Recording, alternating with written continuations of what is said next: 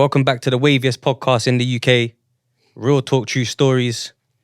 But you know, today we're on the West Coast in LA, man. It's not the UK. You know what I mean? We're here for the West episode. Welcome, man. Welcome. And I appreciate you, bro. Love for that, man. Much Thanks love, for pulling up man. as well, Yes, cuz sir. you know what it is. Appreciate It's the like, invite, man. man. Real recognize real and that, you know. And you laid out the blue couch for me. Yeah, I had to. Appreciate as that. soon as I, Yes, you know, you can pick 2 rooms here as well. Yeah. Oh, You two got- different rooms? Yeah, you could do They the got green, the you could green do the, set up. Yeah, you know what I'm trying to say. So They I thought can't see it. it's only right for cuz, you know what I Right mean? on. Make it proper. Good looking. Yeah, facts. And we got you on the Cavossier as well today from UK. That's some real fly. It's been a while, right? Oh, yeah. But Hennessy over here more time. Hennessy, Casamigos. 1738, Remy. Yeah. So But that ain't just regular Kvass. this is you know what it is, bro. This is that double oak. Okay. Apparently that's some age vintage. So we're gonna Okay. sip on that today, man. But yeah, man, I wanted to obviously we got our podcast is based in the UK, London specifically. Right. But we got like real strong ties with New York, and we've had like guests from Boston, New York, all over the place. But LA is somewhere kind of untapped for me and for the podcast. So I thought it's only right, switch it up, come out to the West Coast. And to start off with that, the reason why it's quite like a fitted episode for me is like the first ever CD that I ever bought was Doggy Style. Damn. Like that's the first ever CD I ever spent my money on. That I could have spent on some other shit, you know what I mean? Right. As a young G. Right. And West Coast, so I'd say Dre and Snoop made me fall in love with hip hop more than anyone. You know what I'm trying to say? Yes, sir. And that's I remember someone that time well. Yeah, all over there, man. All Yeah. over there. Like, and you had everyone to choose from in the East Coast still. Right. Jay was bubbling, Nas was out, Right. Biggie had been around and was coming to that kind of era. And I just felt, even Wu-Tang were big at the time, but I just felt like West Coast, Something different. yeah, about they're that, gangster. though. The way they deal with it, you know what I mean? Like the Yeah. way they deal with it's different. It's like I don't know, like West Coast is weird. Even the gangster stories and the movies and shit. Everyone's always like mad hench and brolic. It seems like our hood films turned to be cultural Yeah, throughout everywhere. everywhere. Yeah. But I feel like some of them are misguided a little bit though.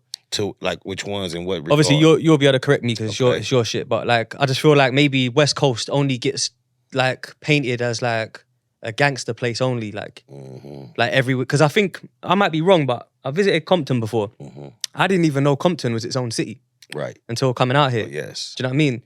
And I think it's always dictated as a place where it's just war. It's 24/7 and shit like I that. think yeah, we definitely get a bad rap, but I think along with the media, you know, the artists that were known to promote Compton, they seem to promote that side of it too. So it's like, you know, it's not like we ran around and tried to promote Compton or South Central as Disneyland. Yeah, for real. You though. know, we pronounced it, or we announced that it was a horrible, terrible, treacherous place. So That's true. You know, I never really thought of it like that. yeah, it's a lot of you know, beautiful things that take place in these cities and towns, but I don't know when or why. I know when, but I don't know why. You know, seemingly celebrating or speaking about the darkest parts of our life turned into the whole. I don't get it. I don't know why. Yeah, I don't know why that is, man. I'll be honest as well. I think about that a lot doing podcasting. Yeah, me too. Especially now that I'm older and I have children. And just noticing the influence that the music has on them and just that type of thing. It's like, damn, I wonder why the most popular type of music is just so destructive in nature. You know, I can see it as a option, but it seems like it's just no balance. Yeah, it's true, you know. It's an option, but people pick it. That's the mad thing. That's why I hear what you're saying, you know. It's like they opt in for that shit. Right. It's like a safari for some people though. That's why I think 50 Cent worked. In what way? Like, you see, like, Get Rich or Die Tryin', 50 Cent was shot 9 times, nearly died. But he was still a dope rapper before that. It's just that made it explosive. That made it exciting, made it treacherous. Certain people weren't rocking with him or fucking with him. Right. And it was all the kind of drama like, around it. yeah. So I feel like it's almost like going to the safari is you can drive through it and look at it and observe it, but you're going home safe back to where you're from after. And I feel like that's why people loved the story and the whole package. It wasn't just the music. It was like almost died in some hood shit, made it through I it. see what you mean. But I might be wrong. It's just my opinion. You know what I mean? No, because they definitely have tours where like you could book a tour that would just take you through Compton. Oh, they actually do that? So, yeah. What the fuck? Yeah. So it is really an attraction then to people from out of town. Yeah, it's definitely. This town, our cities, the legends, Hollywood being so close, I think all of it plays a part that just puts a mystique over the town that makes people interested. Yeah, that's true. So what part of LA did you grow up in? Like where was you born and raised? Well, I was born and raised primarily as a youngster in the city of Compton. However, my mother and my father did not live in the same house, and my father lived in what is technically considered Watts. Okay, I know Watts. Yeah. So yeah, I lived basically back and forth, or grew up back and forth between Compton and Watts. They're quite close, right? Yeah, close? Typically close. Technically close. Yeah, is not it like far at all. Is it like, because I think there's a part of Compton where Watts is on the back of it. Is that right? Yeah. When you get to like where Martin Luther King Hospital, right there on like Wilmington, or right in the 120s and the 110s is like Compton and Watts merges right there. Yeah, that makes sense. Yeah, because I always remember, is Tyrese from Watts? He is. Yeah, I remember that. He had the 5,000 Watts album. Oh yeah, with the power shits in the back and that. I always remember that. I remember Tyrese from the Coca-Cola commercial. What, as a youngster? Yeah. Swear to God, he was in one. Yeah, he was from the first time I remember him hitting the scene. They had a Coca-Cola commercial where he was getting on the bus with some headphones on. Oh. You know how when you sing with headphones, you know how loud you are. So it's like he's getting on the bus and he's singing. I think he just sang the word Coca-Cola, but he did like a stupid run. And then next thing you know, he was, he was on like the a scene. wonder kid. Yeah, exactly. Yeah. Exactly. That's how a lot of singers get in the game, Things of that nature, yeah. Yeah, like when they're young, talent contests and shows and TV shows and shit like that, commercials. Yes. You know what I mean? So LA, right, it's got like this kind of stigma, like you said, around it in the past of being like gangbanging central. It's crazy, different sets, different colours. I know things have changed a lot, but was it as treacherous as they made it out to be navigating through it? Was it hard surviving in LA at one point? Man, I don't know nothing else to call it. Yeah, it was treacherous. It was wild out here. Still gets wild, gets treacherous. But when you talk to some of the like older cats, they'll remind you like in the 80s, the death rate out here was like we was losing like 1,000 bodies in a year. Damn, bro. And it hasn't been that bad since then. So thank God. Yeah, so even the time when I was in the streets active, it wasn't that bad. So like in the 80s, yeah, it was real horrible. That's a madness. Yeah. Like in the 80s was where it was.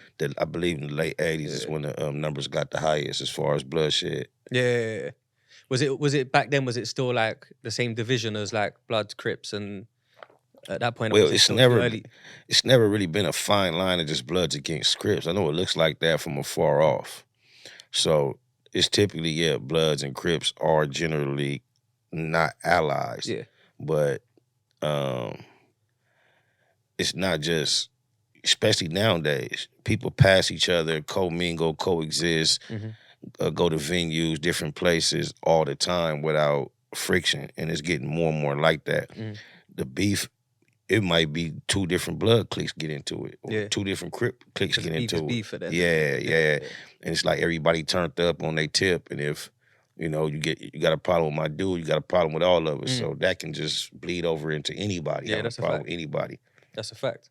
Because I've always definitely like watched and read books and shit, like Tookie Williams and even like Monster Cody later on and stuff. Like I'm familiar with a lot of it, but obviously you can only know so much about being there, being from there. Right. So I definitely understand what you mean, because it seemed like it was more neighborhood based rather than just the flag. Yes. So if we're from this section, this is our clique, our man them. Yeah, and the warring and the beef and the violence gets highlighted, but the camaraderie, the kicking it, the love, the support that you get amongst each other. We spend a whole lot of time hanging out, kicking it and functioning. That doesn't necessarily include fucking up and doing bullshit. That doesn't really get documented much. Yeah, again, it's like what you said, it's not sexy. Yeah, it's not. Yeah, for some reason. It does. It sex does. Sells, bro. They love it. It's either violence or sex. It does. Money. Right. Hoes. Like drugs. however it gets painted. It kind of, even in the podcast game, bro, it's like people look for like clickbait and fake titles, and you get to it and it's like, oh, Yeah. that were really that. That's but get cool. exhausting, but you get caught up in it sometimes. Sometimes. Yeah. Some of it makes you find some good content though as well. True. Like even with yourself, recently I've been watching a lot of your content, not just because you was coming on the show. It's actually what made me realize I need to invite you on the show. Appreciate it. Like I've watched the No Jumpers. You've done a couple episodes back to back, and you got some. Shout out to the folks at No Jumper that let me slide through those few times recently, man. That was a good look. They were good interviews. Yeah, though. thank you. Like like every now and then you'll see some shit on there that's kind of like, that's not for me. But this, when your shit popped up, it was like that's for me. Right on. You know right what I mean? On. That was the kind of shit that I wanted to hear. Yeah, they have a diverse range of guests and content. You never know what you're gonna see on there, bro. That's a fact. Bro. One minute it might be Adam doing some crazy. Yeah, Adam is a different doing dude, madness, man. bro. Shout Doing out some Deuce madness. Deuce, but he's a different dude. Yeah, he's different. Yeah. 100%. Only he could get away with it though. Indeed. Because he's like a proper white boy, you know, Correct. like And out he of town. carried, yes. Like yes. he can, but even still though, I don't know, man. It's a bit too. Oh, this gets very edgy. Yeah, there's a blurry line there, bro. So you know what I mean. Sort yourself out, eh? You know what I mean. You'll be all right though. We like you, but just get it right, bro. You know what I'm saying? Because I've seen a lot of Chicago youths come on there and like. Oh yeah, they be having get spicy with him and that. You know what I mean? I think sometimes I wonder how much of that is really Real. Yeah. For real. I think the majority of it is done in fun. Yeah, that's true. You never know, man. It could just be planned. Yeah, I believe a lot of it might be, man. What's like the do's and the don'ts for like out of towners coming to LA? Is there anything that you can think of that? Well, rest in peace, P&B Rock. Yeah, God bless, man. Be careful how you carry yourself out here as far as being flashy and not knowing your surroundings, even knowing your surroundings and not knowing who you with. Yeah. That is a very, very wise thing to try to remember and keep in your mind. Yeah. Another thing I would say is that's even when you're in the Hollywood and the Valley areas. Anywhere. Yeah.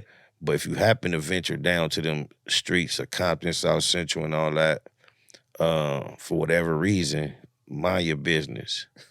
You ain't Mind the hard. business that pays you. Yeah, you ain't hard, you ain't tough. Not saying you aren't in reality, No, but you're not hard enough or tough enough to think you finna have a random encounter and get the win. It's very unlikely you're gonna get the ultimate win. So I would just say be cool, be smooth, and just for a record, this is how I carry myself when I'm away from home as well. Move smart. Yeah.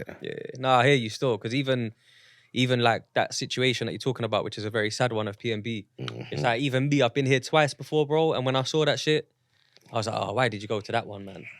Why did you go to that Roscoe's, bro? And then going to that Roscoe's is one thing. Yeah. But then going to that Roscoe's with all that jewelry. Yeah, and the car. In the car. Big Maybach. It was just like... It's too much, bro. Wasn't wise, it wasn't wise. And you know what's mad? I was thinking about this Bless today. the dead. Yeah, God bless him, man, and God bless everyone that's all the Indeed. fallen, you know. But you know about that thing in particular, I'll be honest, that really like what I took from it more so, and what I kind of sometimes I know it sounds crazy, but sometimes you got to give it up, man.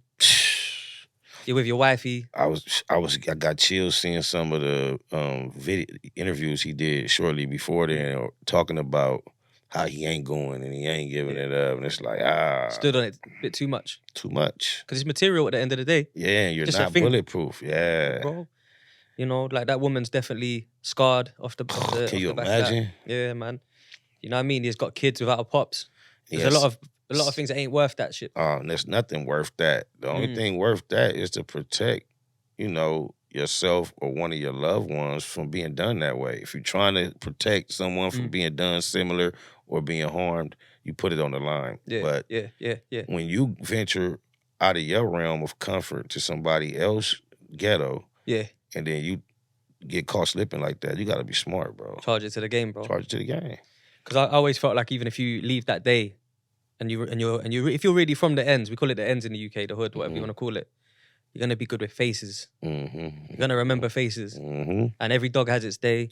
That's just how I feel. You know what I mean? Sometimes it's like, okay, cool, take that, enjoy that. Why you got it? Cool, enjoy that, bro. I'll see you around. I mean, sometimes. What else? I mean, look at the other option. Sometimes that's the best option. Yeah, he had so much life ahead of him that was, available for him to live.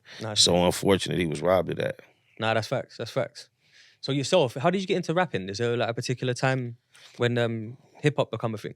Yeah, well, from what I can recall, my first time actually doing what I considered a rap and performing it for people, I was like in 5th or 6th grade.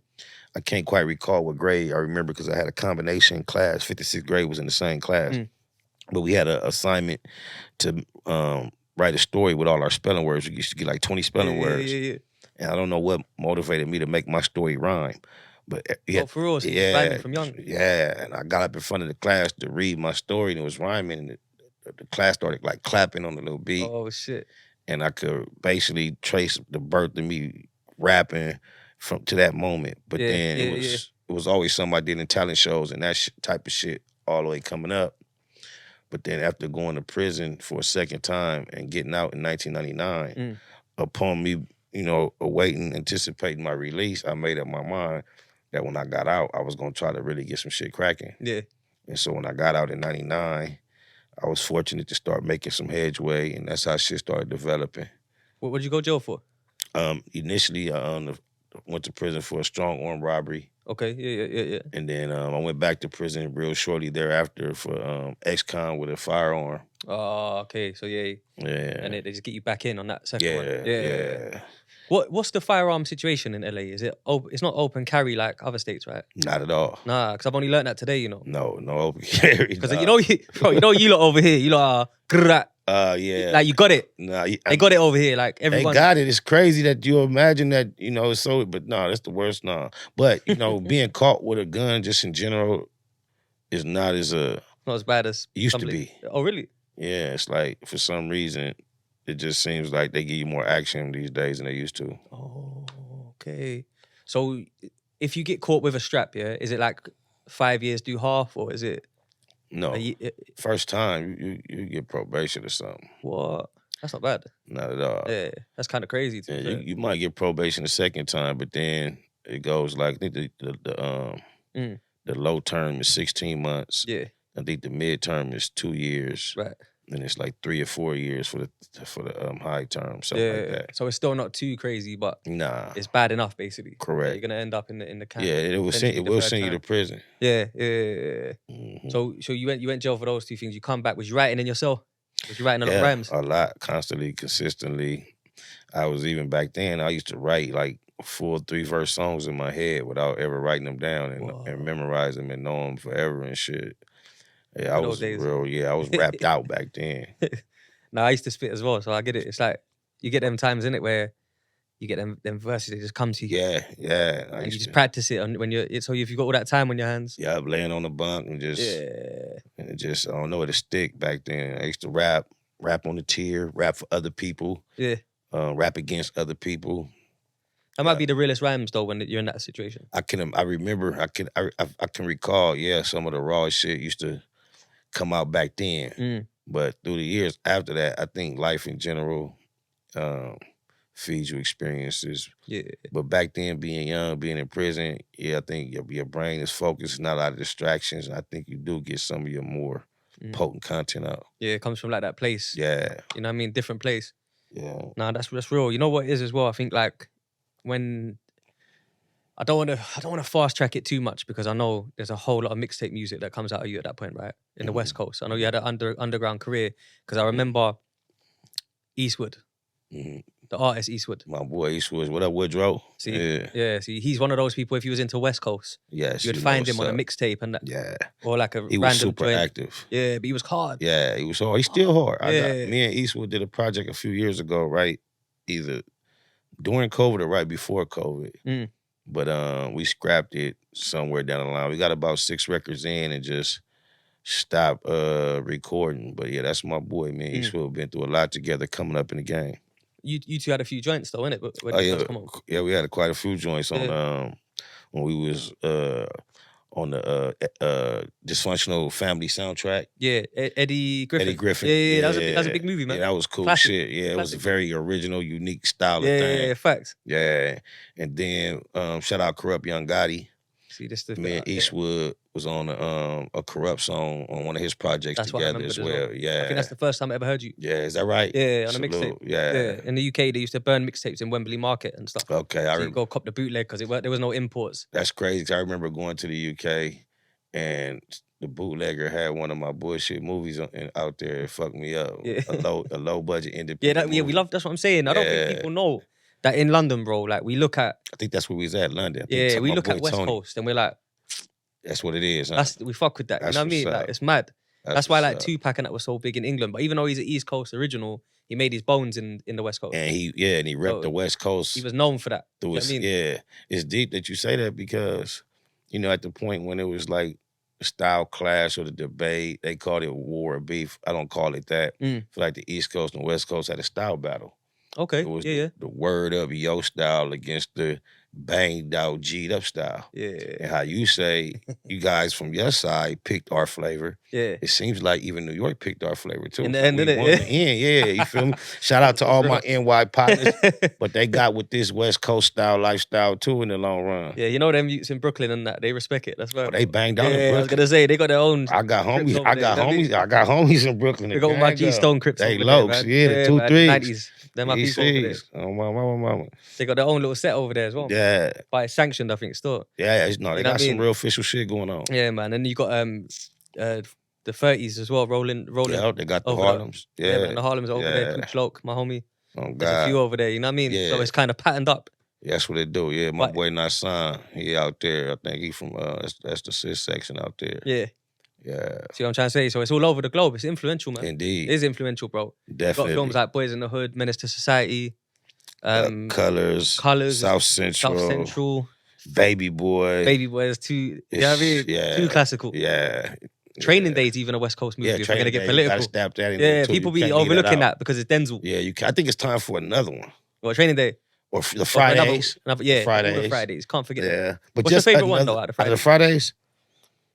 Everyone's got I don't know if I have a favorite, but I like the one with I like the original, but I like when Day Day came too. He a fool. That's when I think that was Mike Epps, our best version of Mike Epps we ever got. Day Day's crazy, Day, bro. Yeah. That's a weird. I've tried to pick the right term for him. Silly. He's an asshole. Yeah. A motherfucking fool. Top up, man.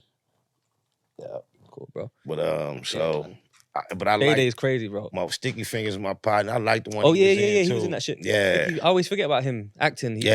He was Blade, nigga. What's that? Yeah, I know, man. That's the maddest thing. What's the other movie though that he was in as well? There was like the rap shit. There was Remember that shit? Yeah, he produced it. Shout out to my boy Omar Iceman. They done it over here though, innit? In the West Coast. Yeah, he had a whole lot of people in it. Yeah, that was some dope ass shit, bro. I bought that from the bootlegger. Fuck. That was like some. He shot that shit himself. Yeah, you can tell. Yeah. I pick him up, but you can tell. You know what I'm saying? I respect it. Yeah, he shoot his own. He did another film. I was in it after that, and he shot it himself. He was the motherfucker out there with the camera. Oh, swear down. No, yeah. He literally shot it himself. Oh, Not no, only like literally, he shot it himself. And then that's respectable still. Showing me the playback and was like, yeah, I'm going to go home and edit this shit. Like, he did it himself. Yeah, he called it. Yeah, why, bro? Yeah. But do you know what? I respect Americans for that, though. You know, like, the culture. I feel like in England, bro, we're a bit prissy. Like, prissy is in like a bit stuck up with it. I don't know, man. Like, it's the weather, I think, bro. Like, I relate like English culture to the weather. Grey, bit moody. Why is there no color out there, man? I know, this is what I'm trying to say, so bro. Fucking gray. Rainy. The buildings and just... Rains a lot, you know. Is it like illegal to paint your business a certain color? No, you laughing, but if you go to Arizona, they have a code. You can't just paint your house in the majority of the neighborhoods. Oh, because the way they want it to look a certain way. Like, you can't just paint your shit lime green. Nah, you got to be within these earth tone colors. Yeah. So I just wondered, it's so consistent out there. It's depressing. Yeah, it is depressing, bro. I think it's, you know what it is as well, like to get to my point, what I mean, I guess, right? An American, you could come to America, tell them, yo, look, I got this idea to start a business. They'll be like, yeah, bro, go get it. Go do it, bro. And I'll be your first customer. And then in England, they might be like, oh, you sure you want to risk that? Like, and then they could be your first hater rather than your first customer. But well, I know America is, you know, the home of opportunities. Yeah. But you have people that will also, I don't know if you call it hate, but they'll try to advise you to be cautious, careful. You know what I'm saying? We get that too. I think there's more of a balance over here though. Yeah, I mean, you know, Hollywood, the whole spirit of come here and shoot for your dreams. Yeah, that's real. Can see the sign in the. I got stuck up in Hollywood Hills once, man. Is that right? Yeah, man. Doing what? Just hitting corners? Bro, nah, I thought it was a tourist attraction, but it's in between people's cribs. Yeah. So like I've gone all the way through I got like a Uber all the way to the top, go through someone's property to get to the sign. I didn't know how quick the sun goes down out here. So I started hearing like wildlife in the, you know what I'm saying? I was hearing wildlife in the hills. So I end up like kind of thinking, well, I can get the fuck out of here. I'm out of here. You know what I mean? I cut down. You didn't get your picture? Bro, my phone died. I got the pictures. My phone died. So I'm trying to get a cab. And I see like a mountain lion, bro. This is too big to be a regular cat, just coming through someone's bin. So I end up seeing, what's that shit over here with the purple light? A lift. Oh, lift, yeah. So I turn, obviously my phone's off. So I jump in and he's like, Billy? And I'm like, yeah, Billy, bro. Look, my shit died. You know what I'm trying to say? So he's like, where you going to? I say, I'm going down to Melrose. Anywhere. Yeah, as soon as he got to Melrose Wings, I just stopped there. But damn, got a free ride. Yeah, bro. That's crazy. But it was mad. I told the story on a pod. I'll put it in the link in the bio. But it's kind of like, it was mad because I thought, my expectation was you get there and you go into like a queue, a line, you pay to go in, or you go and you look, everyone's taking pictures. Ain't like But that. it was someone's house. They were like, yeah, you can walk through this way, bro. Oh, through the dirt. And just think, they nice. I guess they rich if they right there, Yeah, but you they know could that, definitely charge. Yeah, they rich as shit. They could charge for passage. That corner house, they have the money, man. They got to be rich. Love, like, come on through. Do you know what I mean? So LA's definitely an inspirational place because you got rich and poor in close proximity. London's like that though. Oh, really? Yeah, but you got more guns here. That's why I think things are a bit more. Plenty more guns. Yeah. From my understanding, it's like you guys don't have a lot of gun crime. If you compared it to like certain parts of America, it would look petty. Do law enforcement keep guns? Yeah, we got TSG, which is like gun squad. Okay. And then you got the city police that carry burners and they drive BMWs. Okay. Like fast whips and shit. Do you know what it is? It's intense in London, but it's more like so put it this way, guns are not legal in any part of England, bro. So to have a gun, you got to purchase it illegally already, like a ghost strap. You know what I mean? Like everything's off records, serials are scratched. It's probably been used a few times. So might not work as good as the other one. So what type of time you get if you get caught one? You get 5 years. Off top. Off rip. Yeah. So is it, do the police do the just random pull over and fuck with you shit? Yeah, hell yeah. Oh, yeah. Stop and search is. Oh, for real? Yeah, it's a big thing. And it's. Us? Like, or everybody just same thing out here? Everybody, man. Like, it's like, but you know what it is? It's mad because there was a whole big thing about it where people kicked up a fuss because they would use terrorism as an excuse to stop everyone all the time. But obviously in London, I don't know if you've ever seen any of it on the blogs and that, we've got like a knife problem. Like that's what I heard. It was more knives. But it's not even just normal knives though, bro. It's like Ginsu. Yeah, we're talking about like ZKs, they call them, zombie killers. So these knives are like a whole arm. They're like the new version of a machete. They're not even a machete. They got the jagged bit. Kids, like you see a kid in a Nike Tech in London, they probably got one in their trouser, bro, on their scooter and shit. Like it's kind of mad still. It happens like way more. So like the rate of gun crime in America would probably be the rate of knife crime in England. Yeah. When you say that, it remind me of the culture of New York with the $150.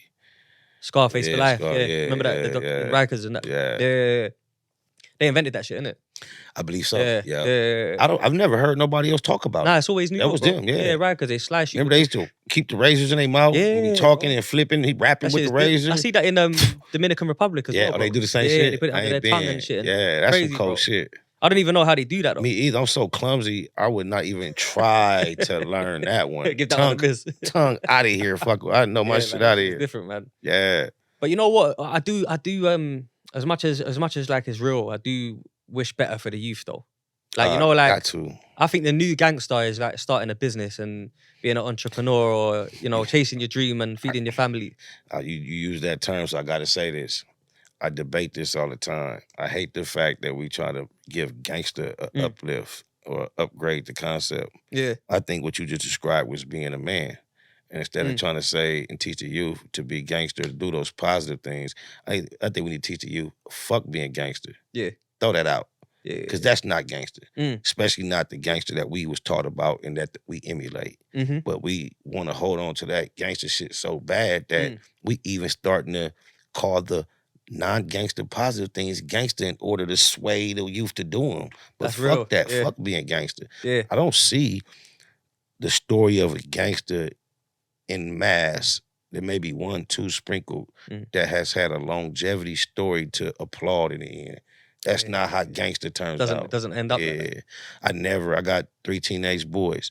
I never use terms like gangster to motivate them. Yeah. Never. Yeah. My oldest son, when I met him, he was 2 years old. Oh, for real? Yes. And he's a correctional officer. No way. Yeah, at San Quentin. Right now? Yes, right now to this day. Wow. Shout out Steve, love you, boy. Fuck being gangster. Yeah, man. That's be interesting. solid. That's interesting. Yeah, be responsible because those aren't the terms that coincide with being gangster.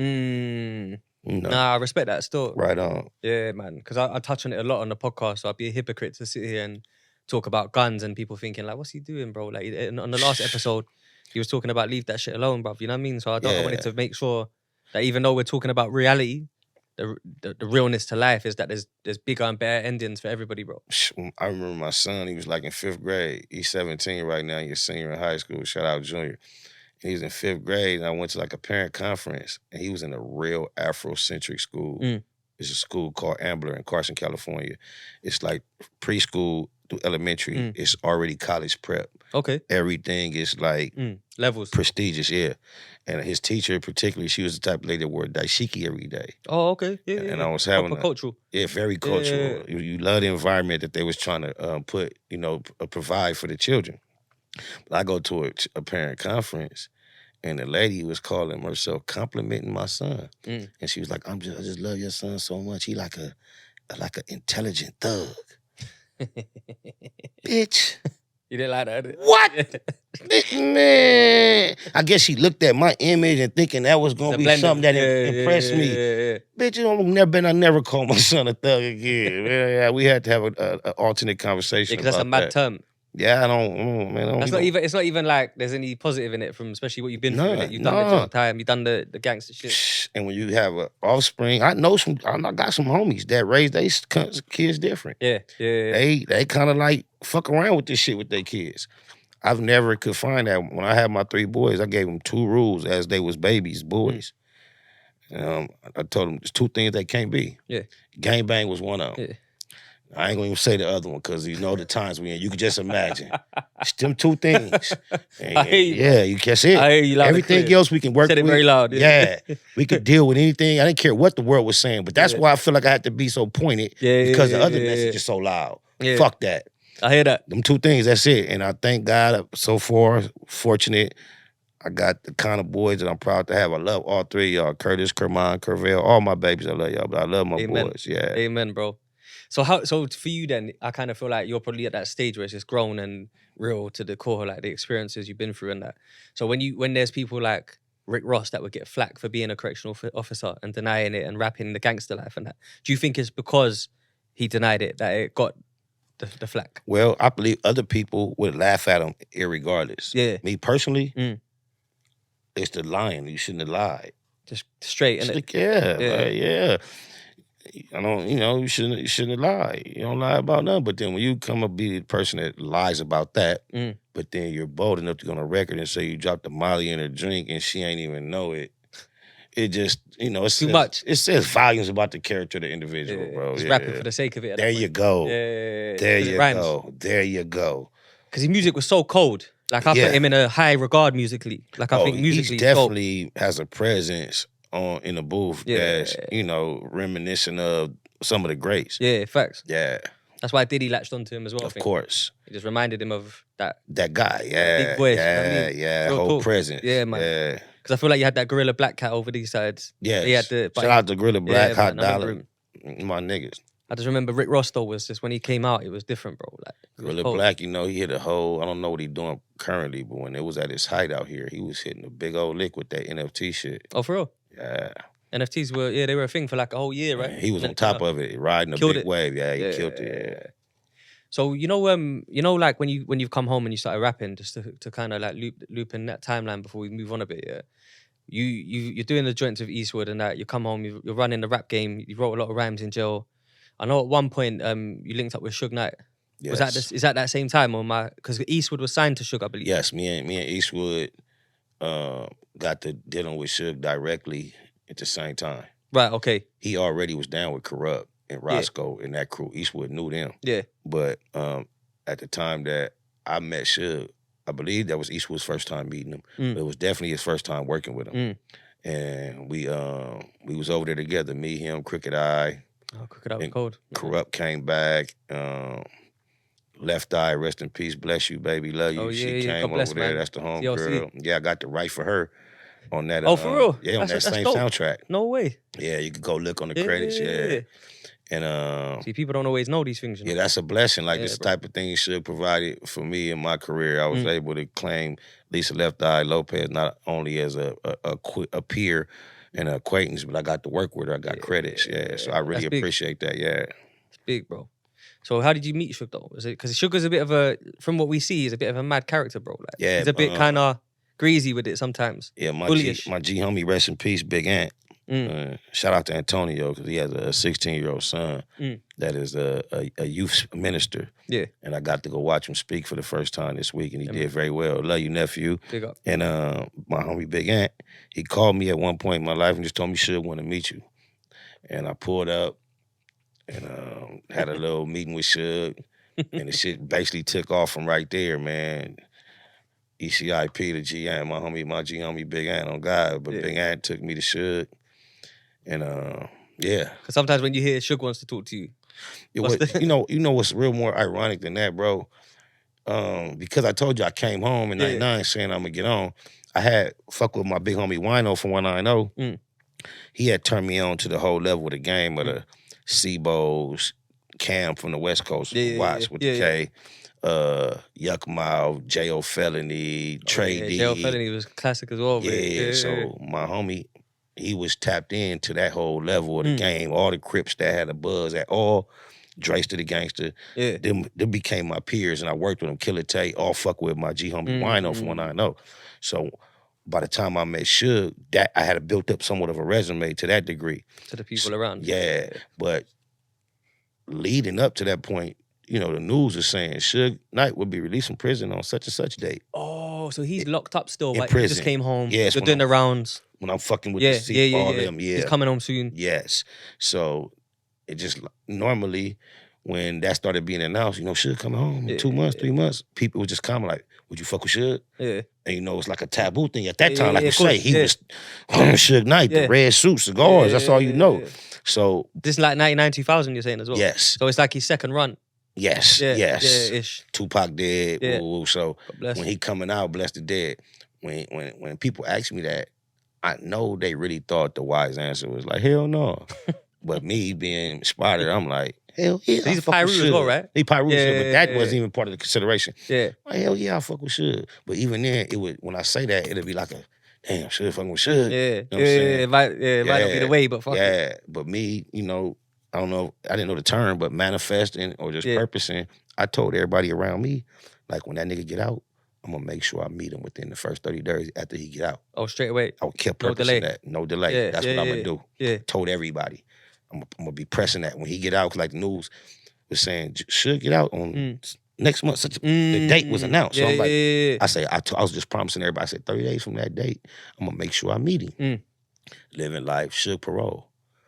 I didn't put one effort in the meeting. It was like I had lied to everybody. Like you just put it out there. Yeah, I put it out there. Then the event was so big and he was so far removed from me. I had just like maybe I was talking too much. Cause you're doing the mixtapes and shit. So it's kind of like I hadn't even really did mixtapes. I had just got on Cam album and I had done a few features. Yeah, just did a few features. Yeah. And so I was just purposing myself telling this. And then when he got out, it was big on the news and I didn't have no path to Suge, so it kind of like fizzled. Yeah. I didn't put in the work I said I was gonna put in. Yeah.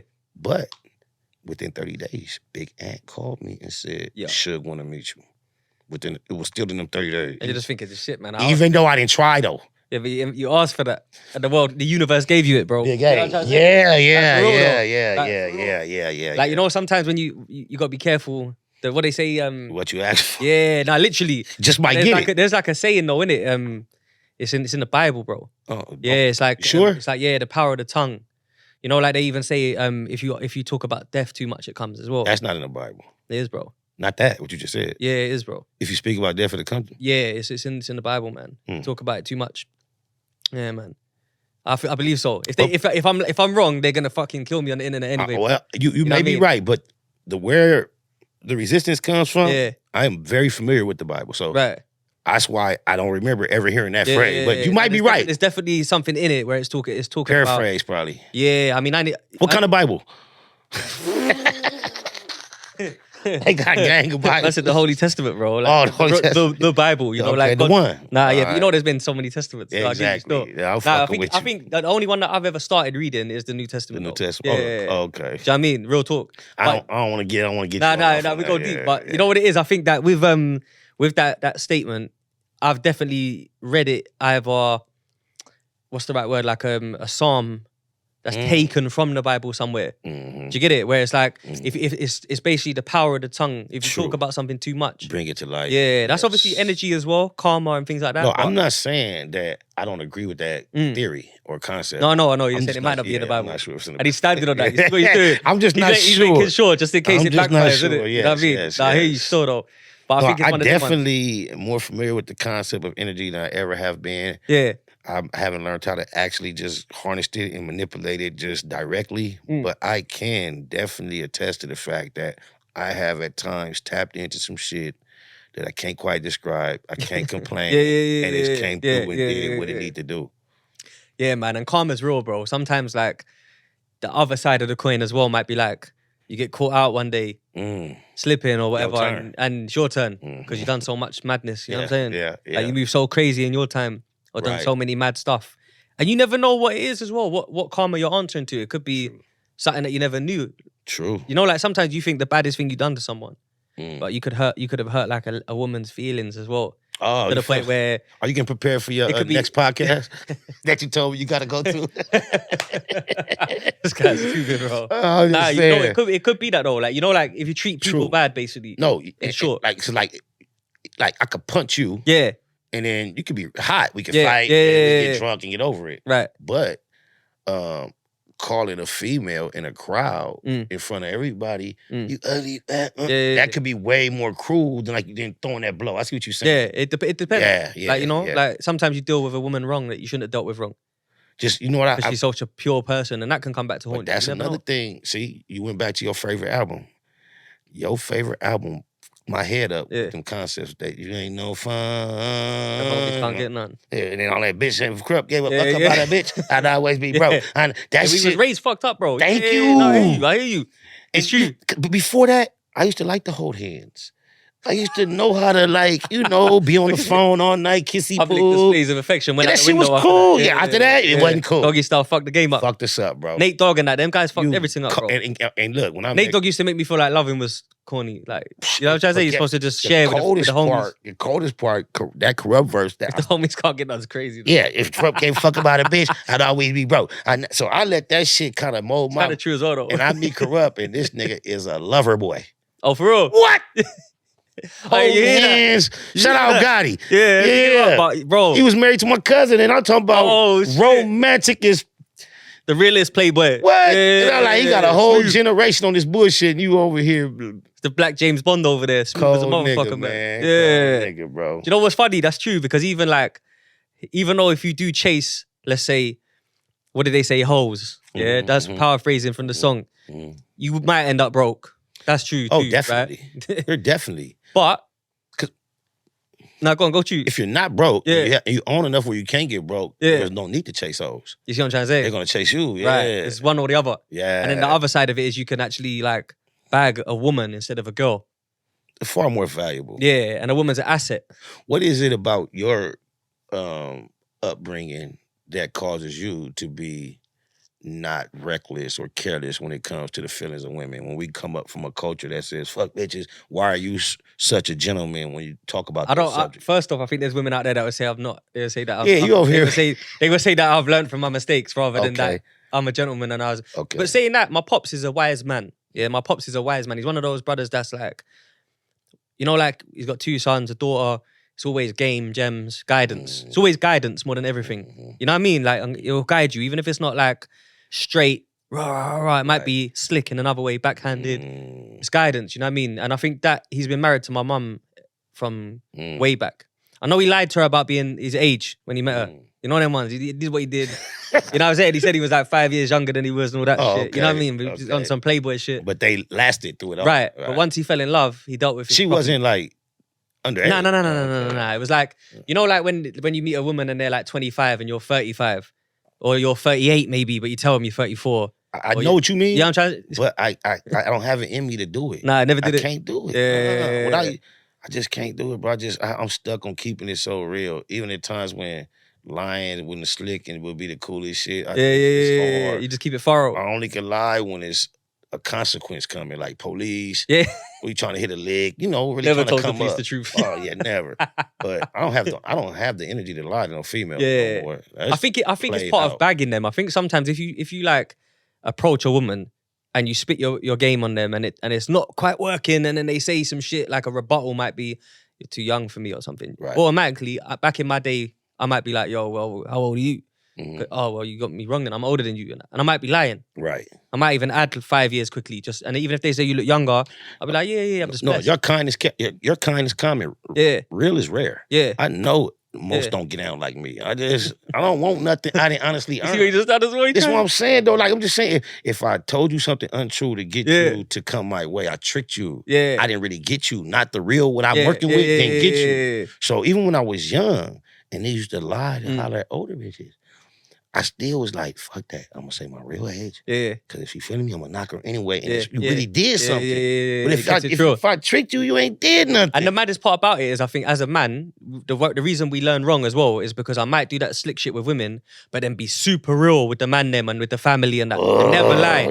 So like, even how I'm real as well. So real is rare. You're right. But I mean, I'm part of the gang. But no, I know I got you. I'm fucking with you. I know. But I have to, you know what I mean? When I learned my lesson, when I realized we fucked up, is because you will want a woman, the one you love, fuck with, to be honest and faithful to you, and even though you doing your shit.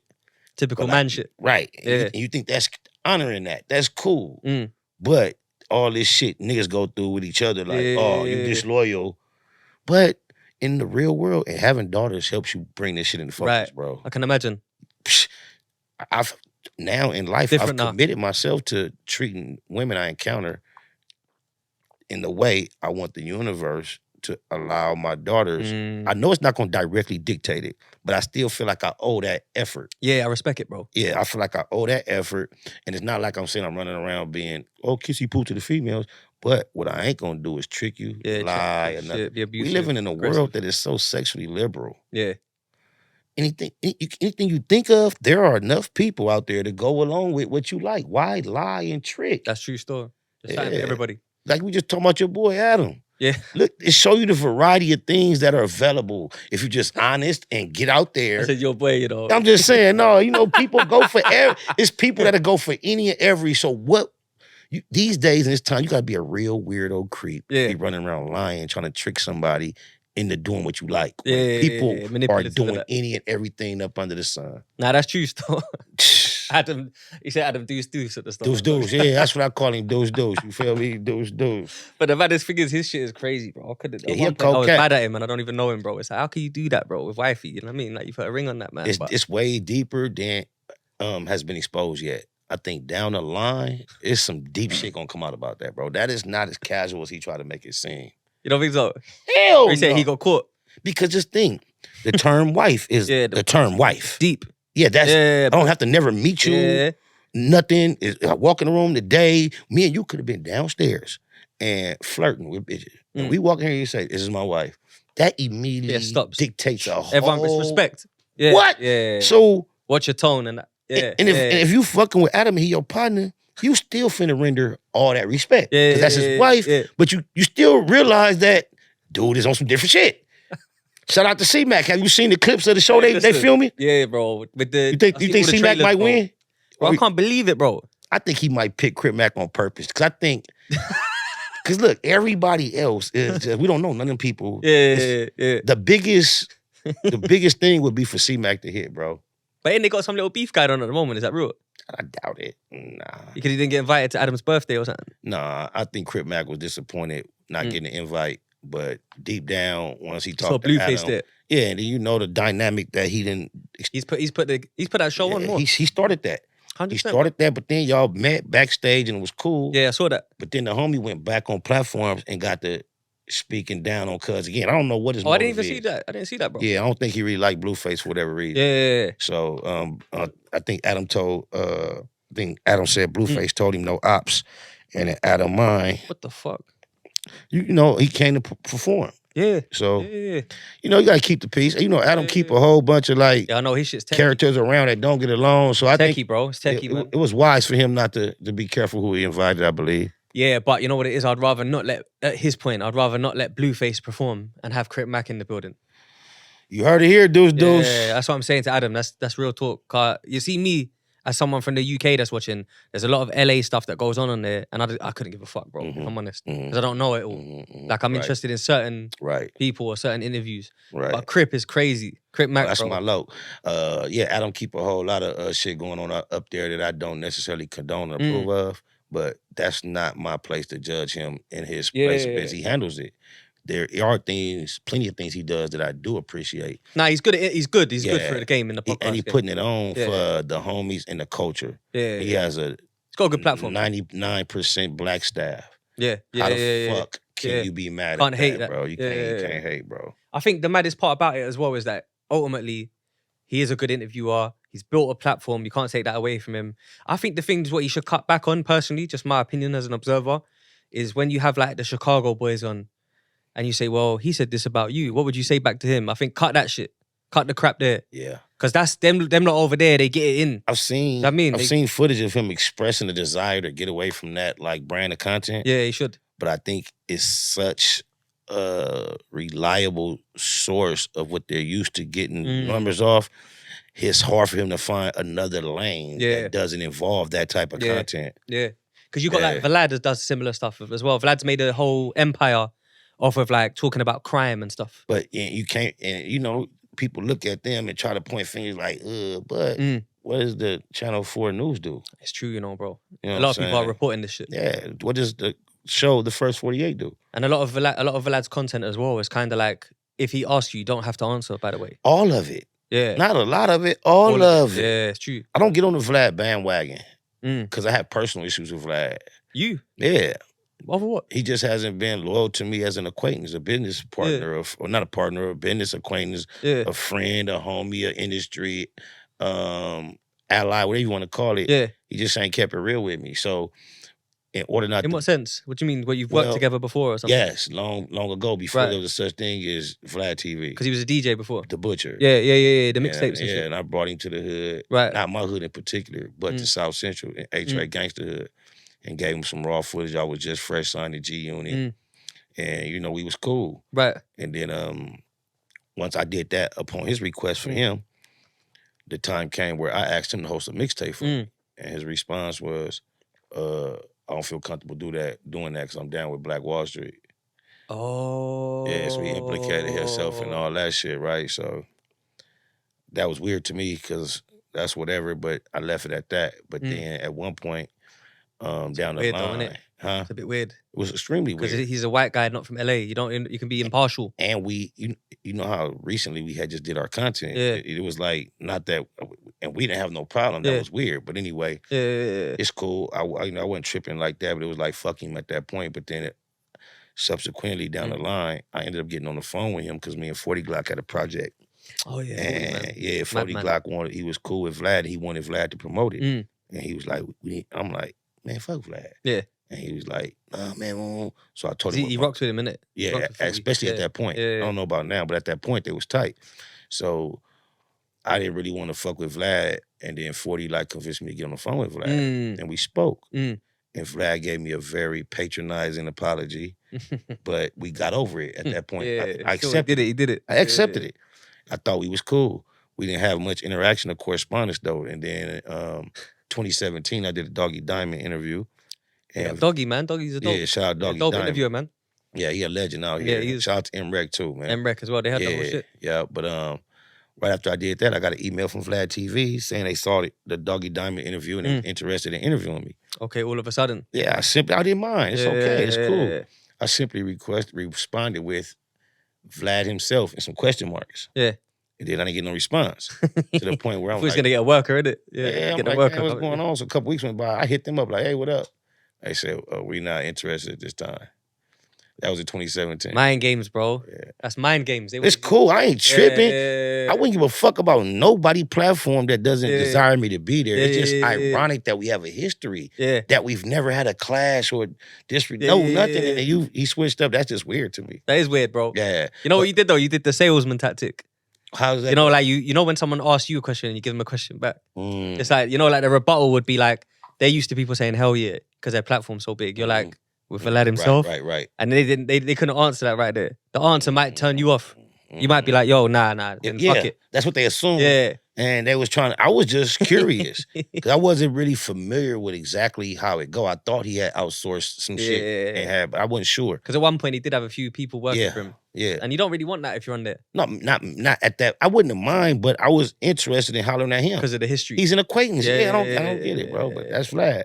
That would have been a good interview though. Yeah, it still will be a good interview whenever he figure it out. He will. We'll get to it. Yeah. We'll get to it. But three things came up in that convo right there. Mm. One, I want to know, I've always wanted to know this, 40 Glock. When the game situation happened with him, was there people behind with straps and burners? Hell yeah. One of them was my homie. Oh. From 40s. No way. Yeah, one of gang, like, security was like, he hhappened to be a homie. But but that's his job. He goes security, yeah.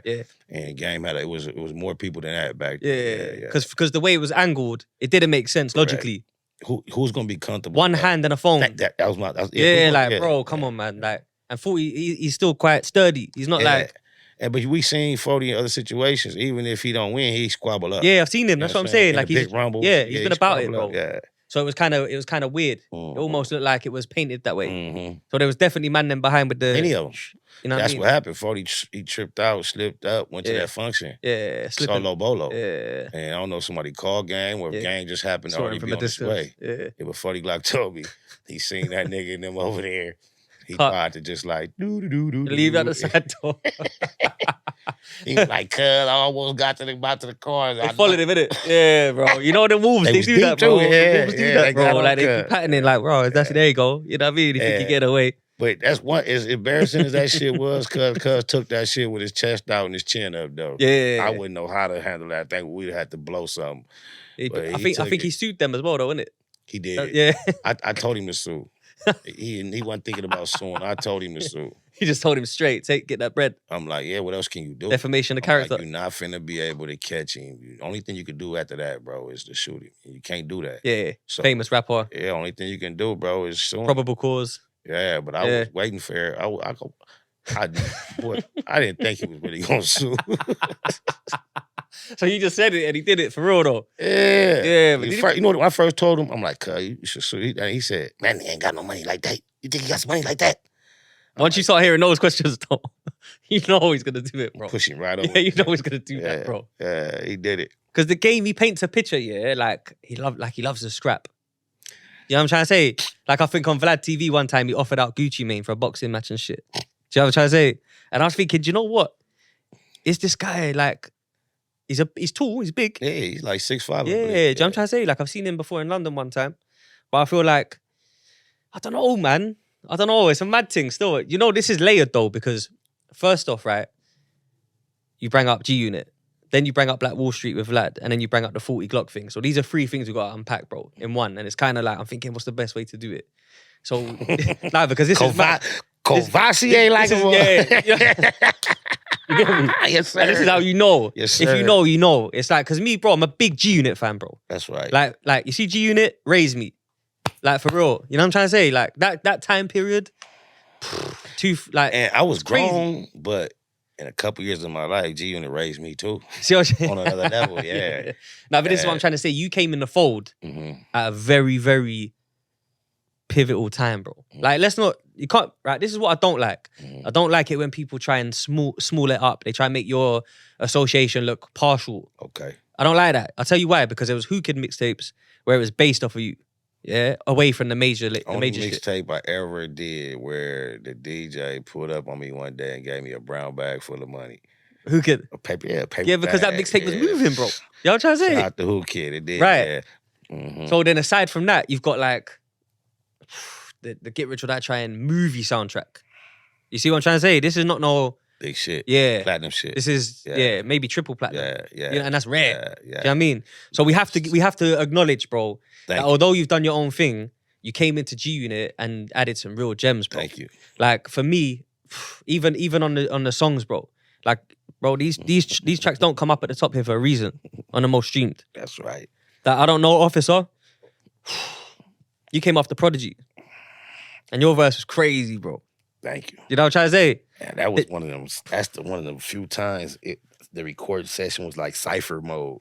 Everyone back to back. Yeah, Mace is on it. You got shit with Mace. Mace came later on, as far as the record. Yeah, because he's last on the record. Yeah, he was last because he had just remember he actually came back. Yeah, he came back. Shout out to Mace, man, and Cameron, man. Y'all doing big things. Proud of that, podcast's man. crazy. Yeah, You gotta get on that. Yeah, but that was a hard beat, and I remember doing that record. I think we was overseas when we did that record. Oh, too. for real? Yeah, on tour. On tour, yeah. I could be wrong, but we did the record, and I didn't know it was gonna be that. That's one of the hardest beats on the soundtrack to me. Yeah, but you know what? When it rains, it pauses on the soundtrack as well. That's kind of crazy. I'll tell you something about that record. Yeah? I can remember coming to the Beverly Hills Hotel on the corner. Up here. 50 had a room there, a bungalow. I remember walking into he opened the door. When I walk in, he had just left the studio. He's playing. He had just did When It Rains, It Pours. And when he walked in, guess what he said? He said, "Can you tell I'm mimicking your flow?" What? No way. Next time you listen to the song and think about that. What the fuck? Wait, so he said that you inspired that, yeah? Yeah. He's like, "Can you tell I'm mimicking your flow?" And I'm like, damn, I'm just listening.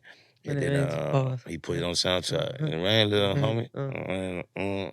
That's a big song, you know. Yeah, that was hard as fuck. That's underrated. You got Hustler's Ambition on there. Yeah, Hustler's Ambition, that shit hard. Window Shopper. Yeah, that album's as good as... Window Shopper was the most unique shit to flip your voice like that and getting that pattern and how you know to do that? He was in Pocket, bro. Yeah, that was hard. Yeah, he was mad in Pocket. That was hard. That album though, I can't lie. That album, if I'm honest, is better than The Massacre.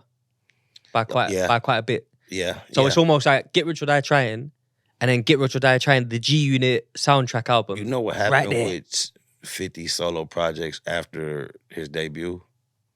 Once you go diamond, or once he was so successful and he becomes a mogul, he's smart, he starts doing homework and analytics. He learns that superstars are created and sustained by white females between the age of 14 and 35, something. That's the pocket.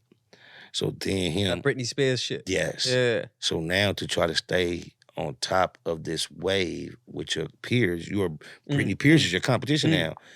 He starts making music for white females 14 to 35. Yeah. That's where we get Disco Inferno. Disco Inferno. Candy Shop, Amusement Park. You know what's mad? You see, as soon as you said it, I could just hear Candy Shop.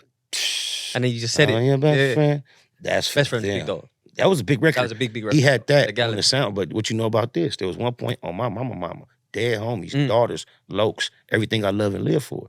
Cuz told me on my set that Things Change was gonna be the third single off the soundtrack. Big tune. We was overseas, and he had a whole treatment for the video.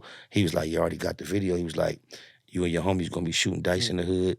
And then it's like on bling. Yeah. Everybody gonna be in the same position, but it's gonna be at the big table in Vegas. Vegas. For big money. From the like, block you're gonna to be the... riding the car in a hoopty, and then it's gonna flash in the same. Yeah, that type of shit. Things change. He had it already now. Then next thing you know, I was your best friend. That was the third single.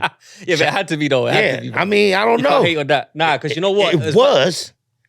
So I mean, if you're thinking in the sense of fate, it had to be because it is. Yeah, it feels like it. But I don't know. But guess what? The cold part of the song we talking about, just think of the hook and what he was saying. Yeah, no, I hate. He was warning the nigga.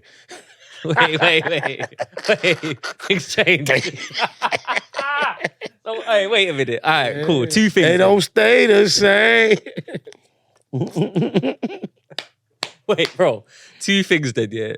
One, how do you get in G Unit before things change? Okay. Because we got to break this down for the UK. Being in Atlanta, Georgia, and having a by chance encounter with Young Buck because my brother was familiar with some people that was in Young Buck's camp. Right. Got a chance to be introduced to Young Buck. And that was my first connect. And then at the time that I linked up with Young Buck in Atlanta, he was scheduled to shoot the Shorty Wanna Ride video. Yeah. The first LA. single. Yeah. In a couple weeks. That was a big tune, bro. Yeah, and you know what's crazy? At that video shoot, sitting there watching the playback monitor, 50 told Buck, yo, Buck, you're never gonna have a bigger record than this. It's gonna be the biggest record ever in your career. And he was right. But look at that. How do you tell a nigga that at that point of your career, bro? Why would you even tell him it furthermore? Because it was some, I don't know, 50 a cold nigga. I don't know what was going on in that dynamic. But he told them at the video shoot, you'll never have a bigger record than this. That's mad, you know. Yeah. Do you reckon he's done it to a few people? I could imagine. Probably done it to the game, hate it or love it. Well, I don't know if he never was able to establish the rapport with Game that he had with Buck. Yeah, you could tell. Buck was part of his clique. Yeah, Buck looked at him like a daddy. Yeah, the Game was he was an extension of a record deal. Yes. Game never Facts. allowed himself to be looked as under to 50. He had a problem with that. Egomaniac. Yeah. Yeah, but I think 50. That's probably Jimmy Caesar as well, though. West Coast. Jimmy Caesar. Caesar? Who was that? Henchman. Henchman? Entertainment. Oh, is that right? Jimmy Henchman. But at what point did Henchman come along? I don't know, you know. But the way they paint the picture is that, like, Henchman always had, like, an issue with Lighty. Chris and Dave Lighty. Okay. And I'm familiar with that. I know Mike. I don't know Dave. Yeah, you got Mike, Dave, and Chris Chris. and Mike, They're brothers, all three of them. So the Lighty family, violator. Rest in peace, Mike. Yeah, man. And then I feel like maybe Jimmy. Rest in peace, Chris, my bad. Maybe Jimmy had some. Well, I know when I was around and there was conversations, I realized 50 was like, I don't know why that's your manager, because you got a manager that can't even have a conversation with me. I know that was a problem. See, look. There's some hate going on there. Yeah. Because you're old school New York gangster, bro. Yeah, they had bitterness between. And 50's got like a track record of like not having it off of the big gangsters. Yeah, that was you know what I'm trying to say? Theme, yeah, like old niggas. Yeah. Old heads. Yeah. And he says it in the songs as well. All you gotta do is listen enough. Yeah. And you know that he says like what do you say? Like an old goat. Old goat. Oh yeah. You know what I mean? Like 50 such a big old motherfucker. That's the type of motherfucker gonna feel that way. Yeah. How old you is. You can't do nothing with me. Because I'm the new version of you. Yeah. Well, whether than that or not, I'm physically towering and imposing. And he was a boxer as well. That's why they had to do what they did. They press up on him and get the swinging and all that. That's a fact. Yeah. He could fight too. Yeah, I done seen him hit the speed bag and all that. He make that motherfucker go. Yeah, for real. Yeah. Do you know what it is? So you meet Buck in Atlanta through mutuals. Mm-hmm. Buck takes a liking to you. Buck's Crip, right? Is that real? Is that a real thing? No, he's not a Crip. Not at all. He is by anybody can be a Crip these days. So yeah, but no, he's not a Crip. So he wants to be a Crip. He's a poser, wanna be poser. Honorary. Honorary is a good word. We're giving that. Yeah. So all right, he's an imposter on the culture. Yeah, he in love with Greg though. But okay. Go ahead, yeah. We call him Buck Jenner now. You know he had the whole saga with his little boy, bam, bye. You know what happened. I didn't mean to. Wait, no, you know the video of him in the superstore. It was the before supermarket. that. Yeah, no, but that video, that's a real woman. Video, I think. Yeah, she had some fatty. A woman. Yeah, she had a fatty. But do you think that's more like? That's a beard. Yeah, that's exactly what it is. Wait. But then you know wait. Because you got Bobby V, come back and get your shoes. You left your shoes, Bobby. You get me? You got obviously Buck. At first there was a few kind of allegations. Yeah. Then when 50 dropped him again, I don't think it's an allegation anymore. Oh no, this last one was way over. There was like remember they had the video of him in the room chilling. Then it was all the recorded phone calls of, is you recording me? Why is you doing me like this?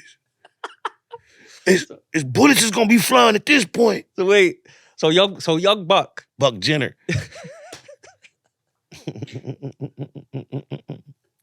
Fuck you, hoe ass nigga. The video, Nightbud, East Side. Go ahead though. The video in the supermarket is crazy, bro. Because they're like, yo, why you fucking with Traddy? Turn that camera off. Yeah. He said that shit like he had some authority. They just kept like the brother said, "Oh, we about to fight." And he was like, "Oh, I ain't doing no fight." And he said, "I got something for you in the car." He said, "Me too." That's PC shit, bro. The brother said, "Me too." Yeah. First of all, bro. First of all, bro, I swear he's from down south, bro. You can open carry over there, bro. Like that shouldn't be in the Buck's car. In prison. Oh, so he can't. So we're gonna give him that one then. Yeah, so it's got to stay in the car. Yeah, so it's local, but it's not local enough. Yeah. Right now. But ain't nobody serious about getting to it to use it, gonna announce it. Yeah, Because I would never let you. Now you'll never get to that. You're gonna stop me getting to the car, bro. You ain't never getting to that. Yeah, that's all that. Someone done that to me one time, bro. They said, yeah, my shit's in the car. I said, bro, you ain't gonna make it to the car, bro. Yeah, well, that's tell me fact. that. You good luck to that, bro. Right. Do you know what I'm trying to say? Right. Stunting. That's stunting 101, bro. That's bullshit. Yeah, so wait, so Bucks caught some strays today. Like obviously he's the person you meet first. He wasn't even on my mind today. Yeah, I know, crazy. bro. Yeah. Pause. But now we're here. Yeah, you know what I mean? We're here now. You know what it is? It's like, fam, we got here by default because at the end of the day, he got caught and he got caught, bro. Blame it on the Cavassier. Double O. You got the double O. O. You know what I'm trying to say? This Especially ain't with the this shit Busta was rapping about. That's the airport shit. Yeah, man. Past that. Duty free? Yeah. You know that. You know it's a win-win. Yes. So because I remember Buck always was kind of low-key a crip. Like he would link up with Crips in different hoods and shit. When I met him, he was affiliated in his town with the Hoovers in his town. And then when we came around, he started claiming my hood. I let him. I brought him to the set before, and I was teaching him how to throw up the hood and all that. Yeah. Next thing you know, after I realized he wasn't shit, and I started fucking with him, he started claiming 60s. You know? Oh, for real? So he went from East Side? East Side, East Coast, 97th Street is what he was honorarily claiming for you. With me. But then he started claiming West Side Roller 60s under Big U and all. Under Big U and that. Big U nuts. He was on Big U nuts so heavy. Well, he knew him.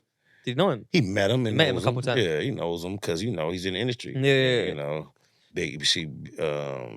Young Buck is a real LA street gangbang groupie.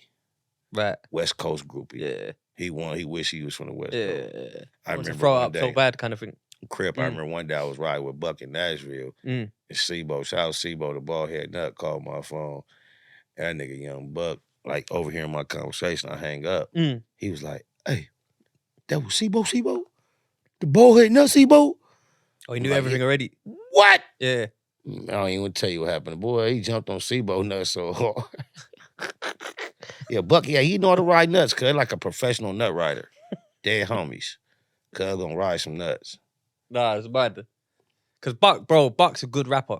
He's an awesome rapper. Great artist. Great voice. Flow. I think he might take on. He's very lyrical for a Southern youth. Very lyrical? For a Southern cat. Cause traditionally. I think Andre 3000. Oh, nah, yeah, he's super Ludacris. Yeah, but they're very lyrical as well. I put T.I. is lyrical. Yeah, T.I. is but lyrical. when it comes to very. Yeah, Ludacris is different. I don't think Young Buck is Andre. very. I think Young Buck's more valuable points is the texture of his voice, his presence. Yeah, that's a fact. And he knows how to fall into the pocket of the beats. Yeah, he's creative. Yeah. He knows how to make a song. Yeah. Yeah. He knows how to Tupac his voice without Tupacing it too much. Tupac is to drag too many words. Yeah, because he's definitely looked up to Tupac. You can tell from the style of rapping. Yeah. 100%, fam. Now, you know what? You're right. I get it. And you know what? You're breaking it down analytically, though, to the point where, like, people like Andre, they're an anomaly. I don't even know how to say the word. If you say lyrical, you gotta be careful. Yeah, because lyrical is layered, isn't it? Yeah, and when I know Young Buck just from a conversation standpoint. But Young to be Buck lyrical, you have to have a vocabulary. Yeah, but if you think of people that are traditionally from Memphis or Nashville or deep down south, they haven't got like Atlanta's. They've got a few. Atlanta's got a couple. It's such a big city with a lot of talent. A Ludacris is fire, bro. Like, shout out, you know what I mean? Luda's crazy with it. Flows as well. But someone like Buck comes from a place where 3-6 Mafia are from, where like Yo Gotti are from, right? And they sometimes can't even pronounce words right, let alone be lyrical, right? But their shit is hot still. Yeah, but it's true. You didn't call it hot. You called him lyrical. You didn't him dope. I'll give him it for a Southern youth still. I'll give him it. I'll put him in the mix for a kind of He can spit. He can spit. He definitely's taken some wrong paths in life. But he makes dope records. He makes great records, bro. But that first album was crazy. But lyric to me, and the G Unit album as well. Lyrical indicates you have a vocabulary. Yeah, I know what you mean though. There's levels to this shit, bro. Like he ain't no Jay-Z. Yeah, nah. That's a fact. He not no Spot Low. He ain't no Nas. He ain't no Low. Hell no. Nah, see, things change. That's what I'm saying. Bars. We gotta get into we gotta get into it for real. Syllables and bars. Yeah, and hooks. Yeah. But all right, so you meet Buck. Buck is he's fucking with you on the energy vibe. Pause. We got to pause the Buck thing at the moment by the sounds of the supermarket convo. How does this like how does it go from I'm cool with this cat into like I'm in G Unit now? Because that's quite a big difference. What took place was when I met him, I happened, because of the people I knew, I happened to be in his actual hotel room before he got there with a group of his entourage. Pause as well. We got to pause the Yeah, hotel. I'm just Because we're saying, talking about a madness. Yeah, no, This is a madness. it was a group. It's Yeah, chicken Oriental, bro. It's crazy. You know, crazy as well. Like, yeah, homies. I feel you though. Just for this section, we're gonna. Matter of fact, I'm finna give a pause for the rest of the shit, for any of this shit that might pop up. Pause for all that. This is a future pause. Dead homies. Pause. But yeah, cause my brother knew people that was on his like road team. Yeah. So we had access to his resting quarters. Yeah. Before he got there. You feel me? No, I fucked up the interview. Yeah. No, I was fucking with you. But so when he came in 2 days prior to this, the G Unit spinner had just gotten stolen in That's Chicago. in my notes, bro. We're gonna get to that. Okay. Yeah. Wait, so all right. Is it true that you played a part in getting it back? This will help. Right, okay. Yeah. So he it had just got taken. He's in Atlanta. He comes in this hotel room. It may be like 15 niggas in there hanging out, smoking, kicking it. He come in, he immediately gets some weed, take his shirt off. He got a bunch of chains dangling. I'm just like a fly on the wall sitting in the corner. Right. And here he goes and starts telling the story about the chain getting took from the moment D-Tay first borrowed it. Because the story started, Buck was in the hotel room sleeping or laying down. And D-Tay came and asked him to wear it, took it. So he's telling the story from that point all the way, before getting taken, till he's talking about how he went back to the radio station and tried to get it. He tried to get it back. He talked to this nigga. He talked to Godfather. He talked to JoJo Capone. All this. Everyone you can think of, he hit them up. And everybody in the room is listening to every word he say. You hear how his voice. He sounds like a preacher. This is brand new. It was already on the news, so everybody is on every word he say.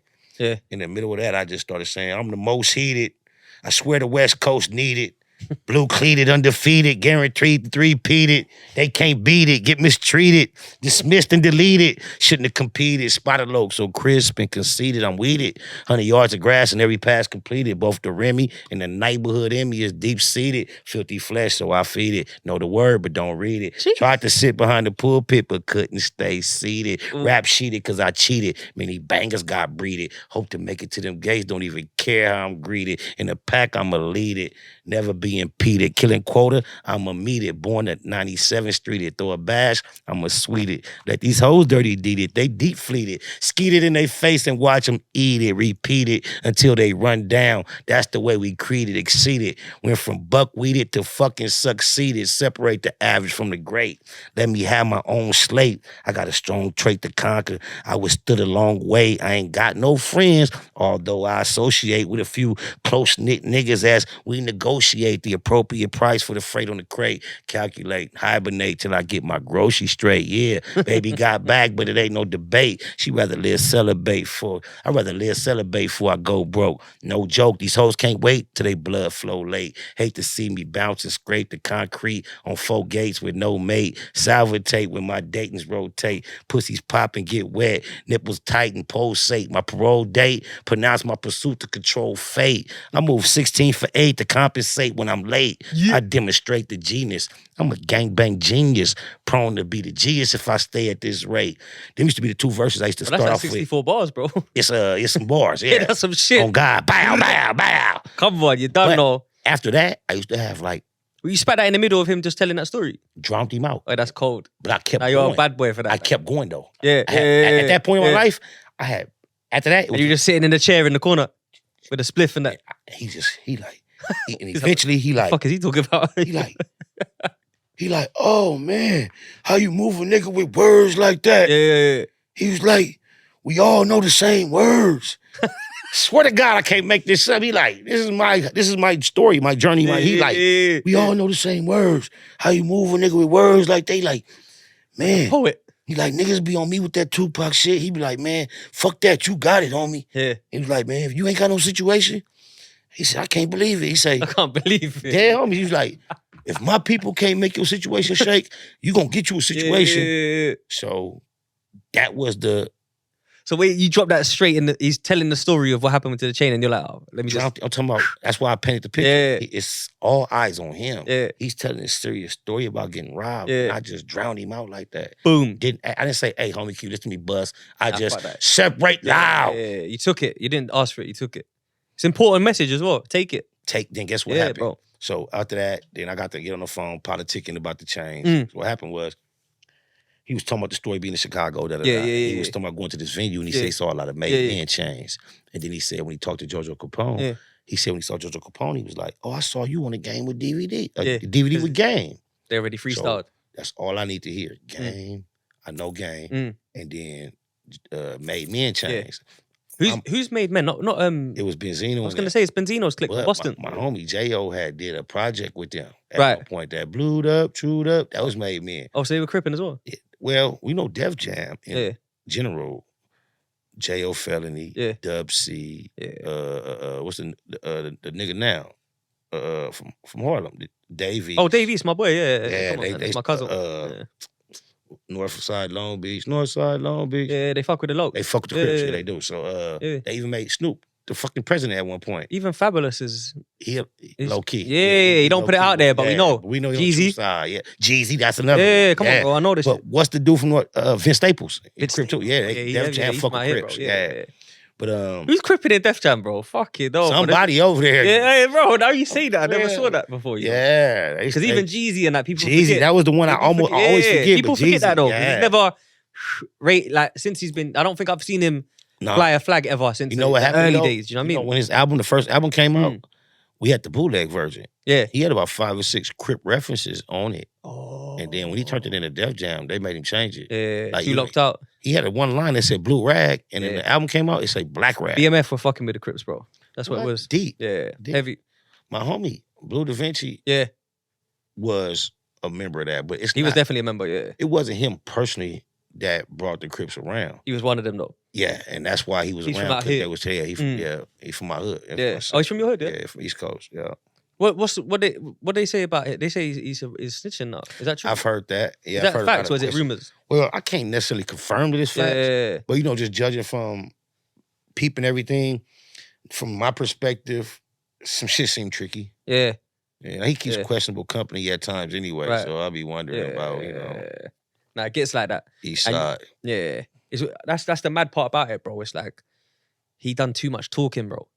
Dissing Jeezy and saying Jeezy wasn't this, wasn't that.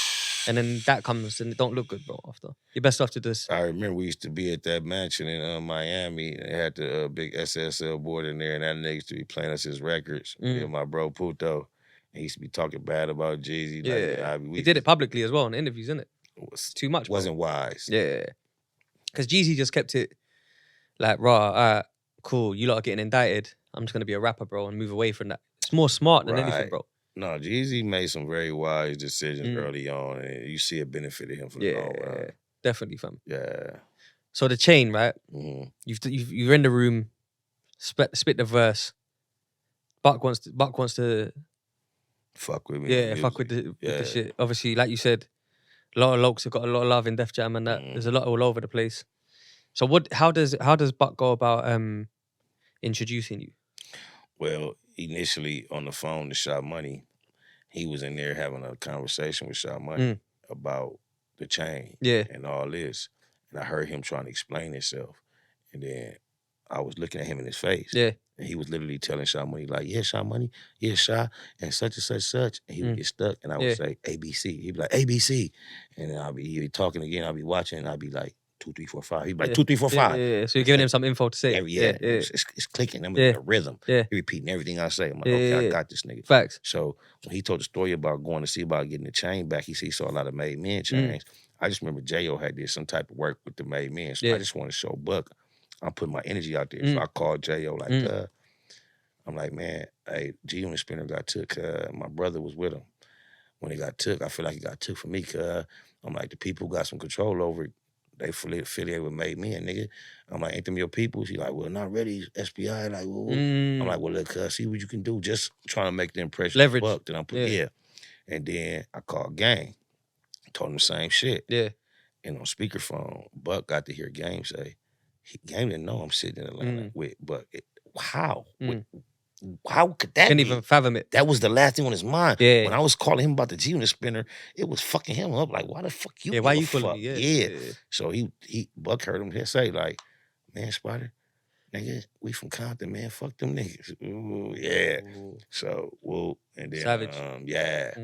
So, like I say, he was scheduled to shoot the Shorty Wanna Ride video 2 weeks from there. He wanted me to leave. He was going on his promo tour for the Straight Out Cowsville. Yeah. He wanted me to leave ATL with him and go on tour. Mm. But I was in ATL doing some shit. I couldn't just jump up and leave. Yeah. But like I say, he had that video scheduled for California in a couple weeks. Yeah. And I told him, I'll meet you there. Yeah, facts. So when I got to the video shoot, been there all day in this trailer. A bunch of Casual niggas, New York niggas. We in this trailer just thugging it out. Me and my nigga Piper from Grape. Mm-hmm. Funny, like, man, let's go walk out, try to go get something to eat. We walked out, go get some pizza. I probably was out of the trailer for about 15 minutes. After being there 3 or 4 hours. Walked out for 15 minutes, go walk back, and it was this big white boy. Security told me, you can't go in there. I'm like, oh, okay, wow. He like 50 cents in there. I'm like, oh, okay. Yeah. So Extra just now I'm thinking like, damn, if I'd have just sat still, I've been here 5 hours, leave 15 minutes, this nigga's in here. But shout out to Big Dame. He turned out to be my dog to this day, but he was a black security that knew that I was down with the set. Yeah, he was like, no, he cool. He with us. So yeah, so I went in. So, I know that one's it. Yeah. So when I walked in the motherfucking trailer, the only seat available put me like right here with 50. There was nowhere else to sit. Shit. Yeah. And 50 was getting on Buckhead about that chain. Like just talking gangster shit. I heard 50's a real one, man, like that. He was talking some gangster shit, bro. I was very impressed by the shit I was hearing when I first met this nigga. Do you remember what he was saying? Yeah. He would just let Buck know, first and foremost, D-Tay, go can't home. take no pictures with you. He better not be seen on no pictures, no nothing, da-da-da-da. Buck, you know I ain't been taking your phone calls because we ain't got nothing to talk about. We get silenced, the streets talk. And he was saying shit like this. That's kind of incriminating, so I don't even want to say that. So he was just giving us some real G shit, right? So I'm just peeping. I'm like, damn, this nigga woo. Yeah. And then... It's all allegedly anyway, by the way. Yeah, so it don't matter. Yeah, my mama. Facts. And then in the middle of him getting that buck about that, yeah, I'm the most heated. Swear to what? I did the same shit. No. Dead homies, this close. Yeah. And I giving it to him. Yeah, going ham. When I'm doing it to Buck, pause. Yeah, we pause Buck. Yeah, Buck Jr. Buck is a pause. Yeah. When I'm rapping that Buck, Buck, I could tell the whole time. I got him. Yeah. It's making me hold certain pocket. He's 50 looking at me like, who the fuck is this nigga? Yeah. Why? Who? What is you doing? Yeah. To the point where my throat started getting all dry. I couldn't even keep going. For Buck, I kept going until he stopped me. With 50, I kept going. I'm waiting to see any indication of approval. Yeah. He wasn't giving it. Cold. He's too cold. Like a statue, my nigga. So I was like, I eventually just stopped and was like, I could keep going. But and he was like, for what? Why? He was like, hey, get his number. I was like, oh, okay. Sure. That's enough, yeah. That's a good look, bro. It's worth it, bro. And shit started coming together from there. Yeah. So 50 was feeling the vibes, bro. Yeah. Because, bro, this, fam, when he bring MOP and Mobb Deep in the cut, and then Spider Loc all at the same time in that whole 50 rollout, G-Unit, revamped. You had Rotten Apple. Yayo was back home. He dropped his shit.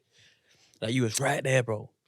Yeah. He was right there. So close. Crazy, bro. That's just so close. So close. Like, you was so there. crazy. You weren't close. You was in it. Yeah, I was there. I know what you mean because things changed, like you said. Yeah. But that was it. Like, you even look, bro.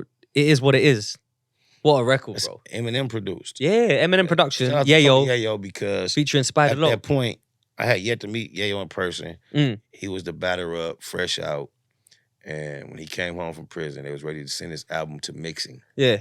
And he held it up and flew me to New York on his Gangsta. dime to That's get on gangsta. his album. So that's G'd I'm up. forever grateful to Yayo for that. On my mama. Now, he seemed like a real one, though. He has a lot of traits that I admire, bro. He tries his best to keep it funky. Yeah. And I just think him being, not being at the top of the totem pole, the situation he makes in, it hard all the time, innit? Yeah, it's just tough. Yeah. Because you'll be the middleman for a lot of things. Yeah, but he tried his hardest to be a liaison and a bridge. Yeah. And it is what it is. Yeah, because even 50 said it himself. When G-Unit reunited later down the line on the last time, he only realised he was doing wrong when Yayo was upset with him. Because it probably took a lot for that. See what I mean? Yeah, with that, just think about that.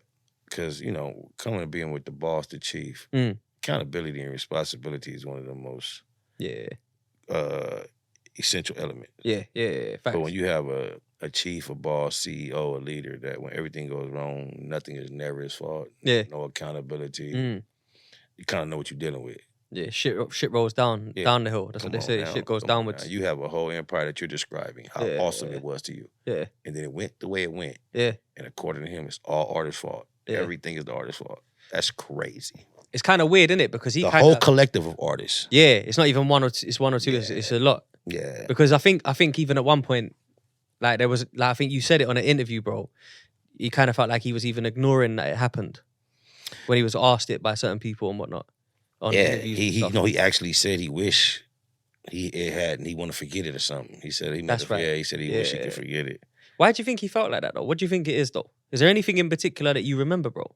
No, nothing in particular other than and after it's all said and done, he doesn't look at it like a success. And rather than take accountability or responsibility, he just choose to forget it rather than say, damn, I could have or should have did this. Yeah. He'll say, all of them were so inadequate and incompetent. I wish it never happened. I just want to forget it. Yeah. Like, that's just not practical lazy, at all. and he called himself it and da-da-da-da. Come on now. Nah, look, like, it's true. I know what you mean. Not everything's going to work anyway, bro. Like, you can't, there's no way that you can, like, guarantee that Mace and MOP is going to work again at that point. No. As much as I love and respect MOP, they're a different generation. True indeed. But, you know, the thing about the Mace thing, for one, Puffy wasn't allowing it. I remember seeing that. Yeah. They wanted $2 million or something. Yeah, the MOP, I think. It's just a legacy act at that point. Yeah, and I don't. But see, as a CEO, you knew what they were all about. Yeah. But you still didn't do anything. They didn't have an album either, innit? Yeah. They you know, creating an album is not difficult at all. I'm sure they had enough songs for an album. But it never got put out, I guess. 50 wasn't satisfied. He wanted fame to get in the gym and all that other shit. Yeah. Shout out my nigga Fame, my nigga Billy Fox. He said that, yeah? Yeah. He wanted him to work out. Me too. He wanted me to work out too. Yeah, but you know what? He's on that, innit? That fitness shit. Yeah. 50, you know? Yeah. He loves it, bro. Yeah. But you know what? I get it. Look after yourself, be presentable and all that. But at the same time, artists are artists, bro. Like Biggie was Biggie. Yeah, and then you had Rick Ross. Then Rick Ross. You got Fat Joe. Fat Joe. Just think about it now with this new shit. They got a whole wave of these different big niggas with titties and big bellies getting millions on. Yeah.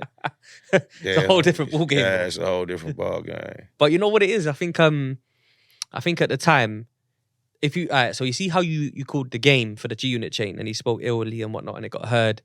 Obviously, that and the Jimmy Henchman stuff together is going to lead to them knowing a bit more than they probably knew before, right? Mm-hmm. But that's his own fault. That come out of his own mouth. Mm-hmm.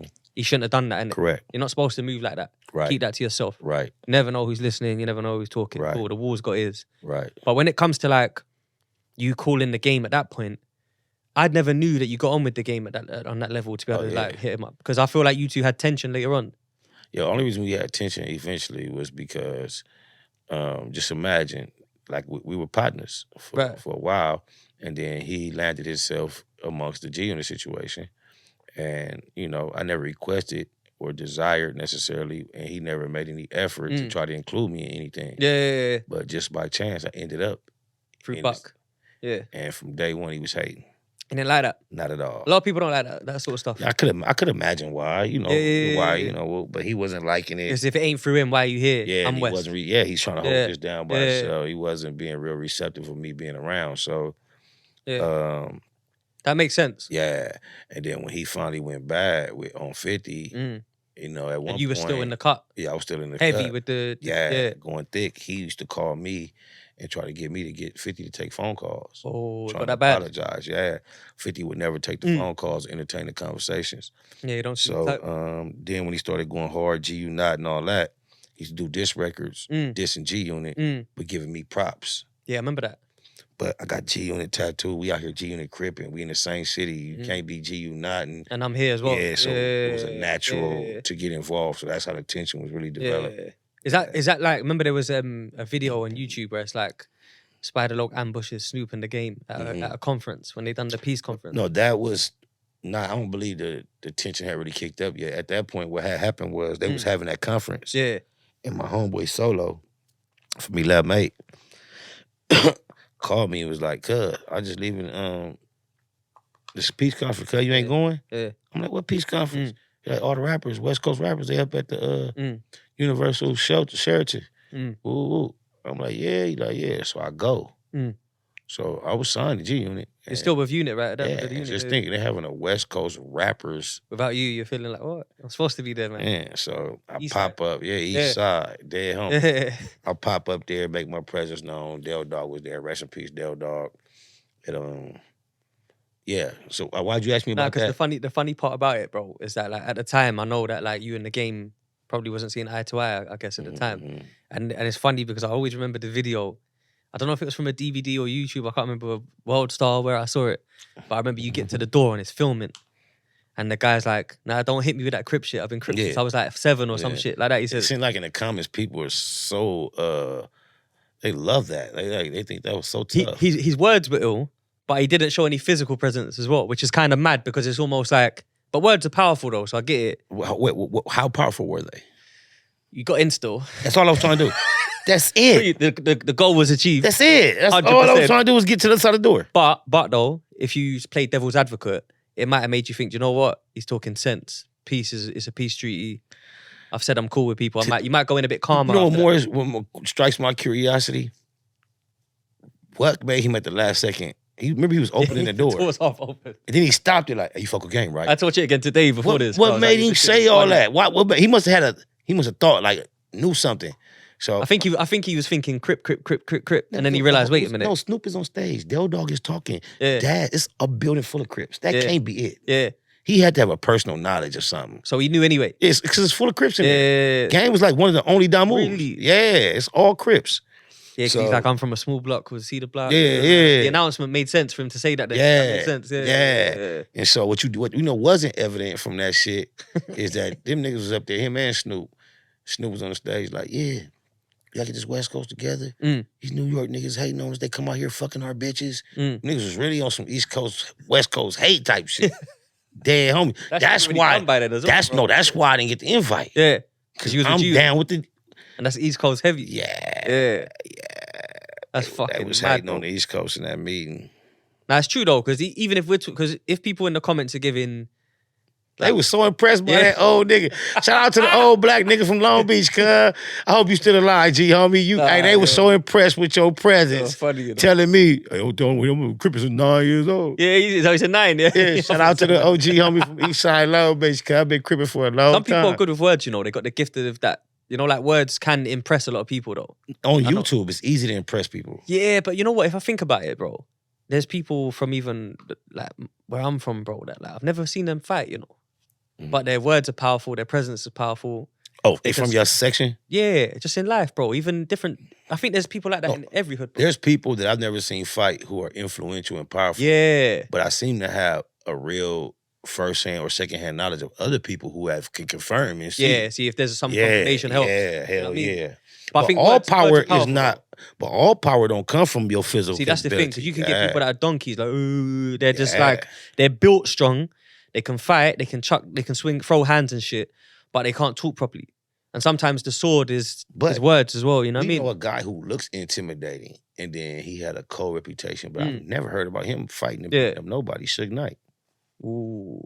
And he got knocked out by Akon's boy, right? I wouldn't even he got knocked out by Eastside, the Greg the barber. Oh, for real? Remember when he had the yellow shirt on, knocked out? Yeah, that was a barber out knocked cold. him out. Yeah. But that's not what I was referring to. I'm not trying to shit on Suge. I'm saying his whole fucking legacy as far as intimidation. Yeah. And could nobody in the masses point to one thing we knew about? It just looked like it. We heard about Vanilla Ice. Yeah. So if we wanted to think about anything, that was it. Other than that, what do we know? Yeah. He just looked tough. tough. The Easy alleged story of it. Oh yeah, he supposedly had went in there and allegedly. Yeah, but that was alleged. No, that's true. Well, I don't know if it's true, but I mean that was something we heard too. Yeah, so But other than that, there was no whole bunch of like, oh, Suge did this, he did that. It was just the I don't know. Yeah. The aura. The money, the presence, the team. He's a big dude, isn't it, as well? That's why. Oh, he's a very big dude, but that's not what made him deadly or threatened. That's not what made him treacherous. His size. There's a lot of big dudes, isn't it? It's true. It was way deeper than that. Mind games. Mind games. Money and violence. It's like this, bro. Suge was able to hire an army of pyro. The sky's the limit. Yeah. You got a real patch of real, reputable, thorough gang members that are your neighbors, your childhood friends. They know Oh, okay. So They it's official fuck with still. Yeah, and you got the bread to back it. And Yeah. The ingredients are there. it's a wrap. Yeah, he might have been a good leader as well. He could have been an excellent leader. Yeah. You play chess? Nah, I need to. This is where his leadership has to be questioned. Right. In the sense of chess. He's the king in chess on the chessboard. Mm-hmm. In chess, the king is the very, very, very, very, very, very last piece to be advanced. Mm-hmm. They get protected. Yes. Yeah. So when you're in a motherfucking hotel lobby and you're on parole, and it's one subject, and you got 8, 9, 10 of your dudes you going over there and going to prison is not good leadership. Nah. It's horrible leadership. Terrible leadership. It's not, man. You got one of your boys, Wack100, that was associated with Suge as well, man. Yeah, Wack100. Yeah. That's your guy. 3-finger whack. Shout out Jay Diggs. Shout out Miss Mika. Yeah, they say that. You seen him on his belly? Don't get caught with your drawers down. I saw what I saw though was like, I remember Gilly and Wallow had Suge on like a call on their podcast. Oh yeah? Yeah, on Suge new shit? Nah, Collect Call's out now, but I was listening to that yesterday about Puffy, but you know shout out Dave Mays, man, in the Collect Call podcast. That's dope. Yeah. But you see Gilly and Wallow, they got $1 million worth of game. They had Suge do a Collect Call like a year ago. And I think they was like asking him what Wack100 was about, and I think he said that he was his driver or some shit. Yeah. Kind of buoyed it off a little bit. Wack100, man, you know, he has definitely established himself as a household name. Yeah, definitely. He's like a celebrity manager. Yeah, at this point. Yeah, celebrity manager. Or I don't know if we would call him a celebrity manager, other than I would just call him a personality. Yeah, that has some celebrity or some. But the thing is, he's got artists like Blueface and whatnot, but you might be more compelled to interview him than Blueface. And that's the way the industry is designed. Yeah. When did the managers do art? That's what. Yeah. So he's like, not only is he managing a celeb, he's a celebrity manager, I guess. Because that's not efficient to being. It's not traditional. No, it's not. It's not what it shows you. He's never been interested. He wants to be a rapper. Really, he wish he was a rapper. He said he got bars. He wish he was a rapper. He was never a boss at Death Row. Our time at Death Row was contemporary. Yeah. It was, same. He was never a boss there. Oh, so wait. Oh, okay. So you lot go way back then? Yeah. I didn't know this, now you said that. Oh, yeah. I peeped it, what you just said. Oh, yeah. I know him from the day he came to Death Row. Right. Rest in peace, Pooh So Rider. he came to Death Row when Suge come home after that run? Right. Yes. So he was like part of the staff, part of the movement? No, he was just, what happened was one of his homies, Pooh Rider, rest in peace, had did that bid that Suge was coming home from. Yeah. I believe Pooh Rider had did some time with him on that bid. Got you. And Suge told him, like, when you get out, come fuck with me. Yeah. And when he came to fuck with him, he came and With his brought homeboy. Wack. Yeah. Yeah. And I believe that's how that shit got kicked. Right, that makes sense. Yeah. Yeah, no, that makes sense. Because when I've seen stuff, when I watched an old Jumper interview, I saw you responding to him, I guess. Like, Yeah, see what happened, man? We got caught up trolling each other for years. I found that today, I'm exhausted of it. Because it's like... You'll put it to bed, bro. Yeah, because I felt like if it's that bad, we need to either fight, get over it. Because he talks about the or squabbles just a lot. drop it. He don't want to fight nobody. But I don't want to fight nobody. Yeah. But if it has to be this contentious so bad, that's the only way to get over it, that's cool. That's what we got to do. You know what I'm saying? He speak about my neighborhood a lot, my homies. It should be easy to do. But I don't believe that's what he want to do. But I had got to a point where I tried to extend that to him, and I feel like he hate me, bro. But it's for reasons nobody... Hate's a strong word, It is, though, but I didn't realize it, though. When I got on the phone with him, cuz let me know why he hate me. Oh, he told you? He asked me a certain question that just went ding, ding, ding, ding, ding. Alarm bells. Yeah, he kept... Because, when I first met him, very first met him, the first thing out of his mouth was, "Oh, you used to fuck my girl. She from East Coast. Wooty woo. But I bought her braces and put her through nursing school. She look good now. Yeah. Put her in a condo." And then throughout the majority of the time I've known him, almost 20 years, anytime I've ever encountered him and introduced him to one of my homies, like, "Oh, this is my homie from East Coast," he'd be like, "Oh, my girl from East Coast. He used to fuck her, but I bought her braces and put her through nursing school. She looked good." It was something that bothered him. Yeah, it bothered him. So I would remember all through the years we've been trolling each other. Yeah. I constantly say that. I remind him. I say that. I keep telling that. Yeah. And then when we got on the phone a couple weeks ago, all he wanted to know, that's all he wanted to say. Out of all this shit I done said about him, you know I'm a married man. Why you keep saying that? See, touch a nerve. When you touch a nerve, like, Hoe ass nigga, hey, why you running your mouth? Nigga, I ain't asked you who you put. Well, I don't give a fuck who you. Why you telling? I wouldn't have known if you didn't. She didn't tell me. Why you tell me? Wasn't none of my business. Wasn't none of my homies' business that I introduced you to. he's not with her now, though, isn't it? Huh? He's not with her now. That's old news, right? I don't want to fuck nothing up for her. That's my whole girl. I love her. Cool. We just call it old. Yeah. Yeah. We go like, If you paying mortgages and shit, yeah. you know what I'm saying? Leave it at that. Yeah, keep paying for that Eastside Crippin'. We love you for paying Crippin'. You've been paying Eastside Crippin' since You don't really want to 90s. fight him, though, do you? I don't want to fight anyone. Yeah. But I want to be done with the bullshit. Yeah. And if that's what it takes, we can do that.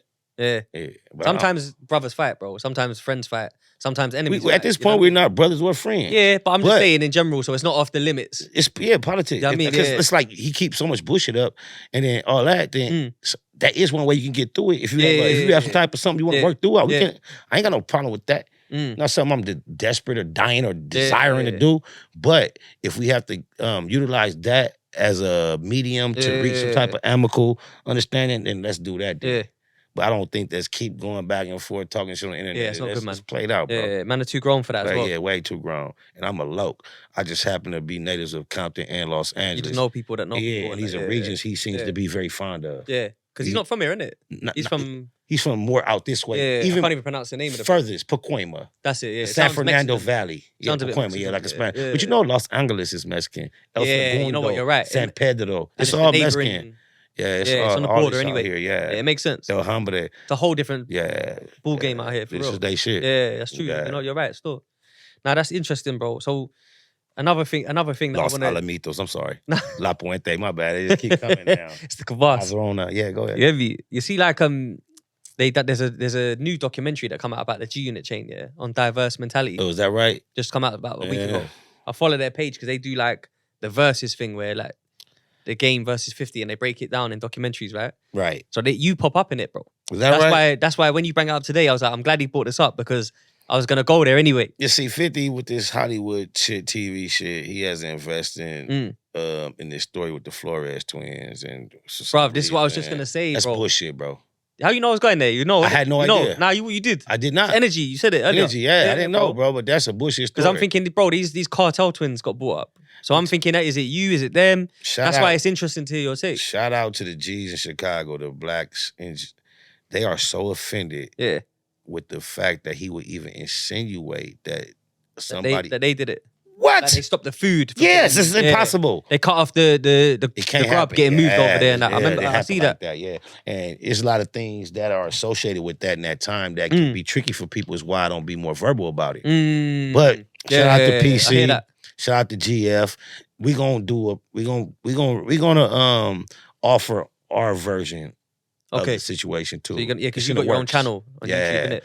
Yes. So you're gonna cover that? Yeah, we're gonna cover that. Shout out to Cam Capone News, because he covered the Chicago scene. Yeah, he's serious, bro. And he helped kind of put in perspective when he interviewed D-Tay. And D-Tay. Yeah, I saw that. They put that in there. Yeah. Bro, when you watch this, when you go home and you watch this now, I'm gonna send it to you, bro. Yeah, send it. I'm gonna watch it. Bro, I'm watching on the way. Keep it. Yeah, send it so I can watch it on the way. Yeah, and it's like they put everything in there. They covered it really well. Okay. So they put every angle, bro. Okay. You know what? Because I was finna go show you. My boys out there telling me, you gotta get out here. We're gonna have to tell the real story. Yeah. So they must have seen. This is what I'm trying to say. You're talking about. Yeah, I see you, PC. You must have saw what he saw. I'm not gonna lie. Like I'm in tune. I'm from England, but I know the thing. No, you tapped in. I know what's going on still. So tapped in. Yeah, bro. More so in the East Coast, but in general hip hop. Right. You know what I'm trying to say? Right. Like, that's my. But that to me, that's humbling, and I feel honored. Yeah. Because if you feel me, you know what I'm saying. You know how it goes, bro. It could be somebody that knows nothing. You know what I mean? Yeah. And it could be a weird interview, bro. Yeah. Get caught up on the wrong things. Right. You know what I'm trying to say? Not that there's a right thing or a wrong thing, but the thing. They don't know what's going on, bro. They're not with the shit. Oh God. You know what I mean? We do this thing on my podcast normally, bro, to spread like positivity, motivation, shit like that. And it's called Uncovered Gems. So one that I've got today, bro. I like to do this because I like to even though we cover the madness, it's good to cover Yes, the sir. real Always, shit. You know what I mean? always. So this one's like, pick your friends carefully, pick your associates carefully. Never discuss cheese with rats. Never talk bread with birds. And never make moves with snakes. Pick who you share your information with and your next move with very wisely. You know what I mean? The only one I don't really get is the bread with birds. Bread. That's like so cliche. I don't get that. Like, don't get it? Yeah, talk bread with birds. Yeah. I don't get that. But the rest of them, I get. Yeah. Because there's the other one in it. Don't eat.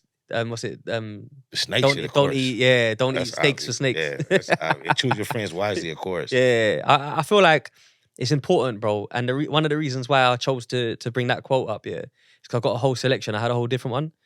But you see, when you put Game on loudspeaker, he made like a bad decision to verbalize negativity, right, at a random moment, not knowing who was listening, which also comes down to breaking bread with birds, because it's like let's just say the bread was information, and you said the wrong thing. Okay, it would have to be. Yeah, you know what I'm trying to say. Like, I don't see a natural correlation, but if you make the bread an analogy, I get it. Yeah. So it's ways to look at it. I feel it's ways to look at the coin. What about yourself? If there was like any kind of knowledge or wisdom or motivation that you could share with the people, then what would you? This is what, when I began my career and I realized this was a question that I constantly was getting asked. I used to always get this answer. I haven't actually been asked that question in a long time, but this is my answer I used to often give, and it was, once you get 1 million doors slammed in your face, be happy, because that means you may only have 1 million more to go. And that's my real, version of the real. Marathon. Yeah, that's real. Yeah. Forever Nip. Yeah, way forever. And I used to say that way before he summed it up, TMC. Yeah. That's my version. Yeah, your version of it. Yeah. Because you and Nip had that good relationship. Songs. I was looking to get into it, but the time went so quick, bro. And the time went already? Yeah, nearly. Yeah, we got like a couple minutes, bro. That's what this Forever Nip, though. That's what this double on, bro. But I know what? I ain't gonna just blame it on this. Good energy, good conversation. Yeah, good conversation. Yeah, that does it as well. Because I know how it is, bro. You probably get 1 million people hollering. I do. That's why I was like, yo, bro, we'll make it proper, innit? Like, no, I appreciate the whole energy. I appreciate the whole the way it corresponds. And the real throw off is your voice. I had no way to guess what you was like. Your voice. I'm thinking you was like a square, to be honest with you. I didn't know you was no player homie. Nah, come on, man. Man's from the ends, bro. Yeah. Man's from the ends, my cousin. That's right. Man's tapped in, bro. But London's, it's a whole next thing. We got our own man doing our thing. You get me? So that's right. It's I know what you mean. Shout out to the beautiful lady Adam that's 22 handling all the tech too. Is the square. I've never been in a place where the tech person was just such a sweet presence. Yeah, nah, come on, sis. Awesome. You know this, sis, man. Real one. With glasses, real one, with the water. Yeah, air conditioning. Yes. Nice. She got it nice and icy in here. Yeah. Nah, forever Nip, bro. All right, we've got a couple of minutes, right, to end it. Rest in pleasure, Nip. Yeah, what a great soul, bro. But the marathon does continue, you're right. Top 5 LA artists of all time, bro. Ice Cube. LA. Yeah, only. Ice Cube, Nipsey. LA. Ice Cube, Nipsey, CJ Mack. LA. Top. Myself. Dead Homies and Papa Smurf. And that does not exclude one of my favorites, be from Long Beach. Right. Blue Smurf, that's my artist. Okay, Papa Smurf, yeah. Dope. Yeah. See, that's different. They wouldn't know that. They expect to hear it. Yeah. The madness, like the Snoop and rare. Oh no, but see, you said LA. Yeah. But if you just say, I didn't know you meant the whole West Coast. Well, so wait. Because if I had to go to the whole West Coast, I gotta put Mozzie up there. Oh, Mozzie's cold, man. It's my favorite. Yeah, it's my favorite. It's cold, bro. Yeah, it's cold. So Long Beach is different. Oh yes. I didn't know that. It's like how you said you didn't know Compton was different. Yeah. Long That's Beach. The same shit. Long Beach is even like you got LA, then if you're going like southeast, you got LA, Watts, Compton, then Long Beach. Oh, yeah. See, we're learning, bro. It's gems. Yeah. They don't know. They don't know. UK, we won't know. I didn't know. That was big for Snoop to come out and not bang LA like how you thought it was the whole thing. Because he could have, but easy. Yeah. For him to go with his section, LBC. That was big. Yeah, East Side doesn't. Yeah. Bro, it's been a pleasure, man. Real talk. We could have gone on for hours. Man. You know that. I see it. Nah, real talk. Anytime you want to run it back, man. Nah, you know we got that. Yes, sir. Because you know the vibes, bro. It's real. But London's in the house. West Coast love To live and die in LA. You know what I mean? We here. Yeah. Rah. SPI, the most tasty. Boom.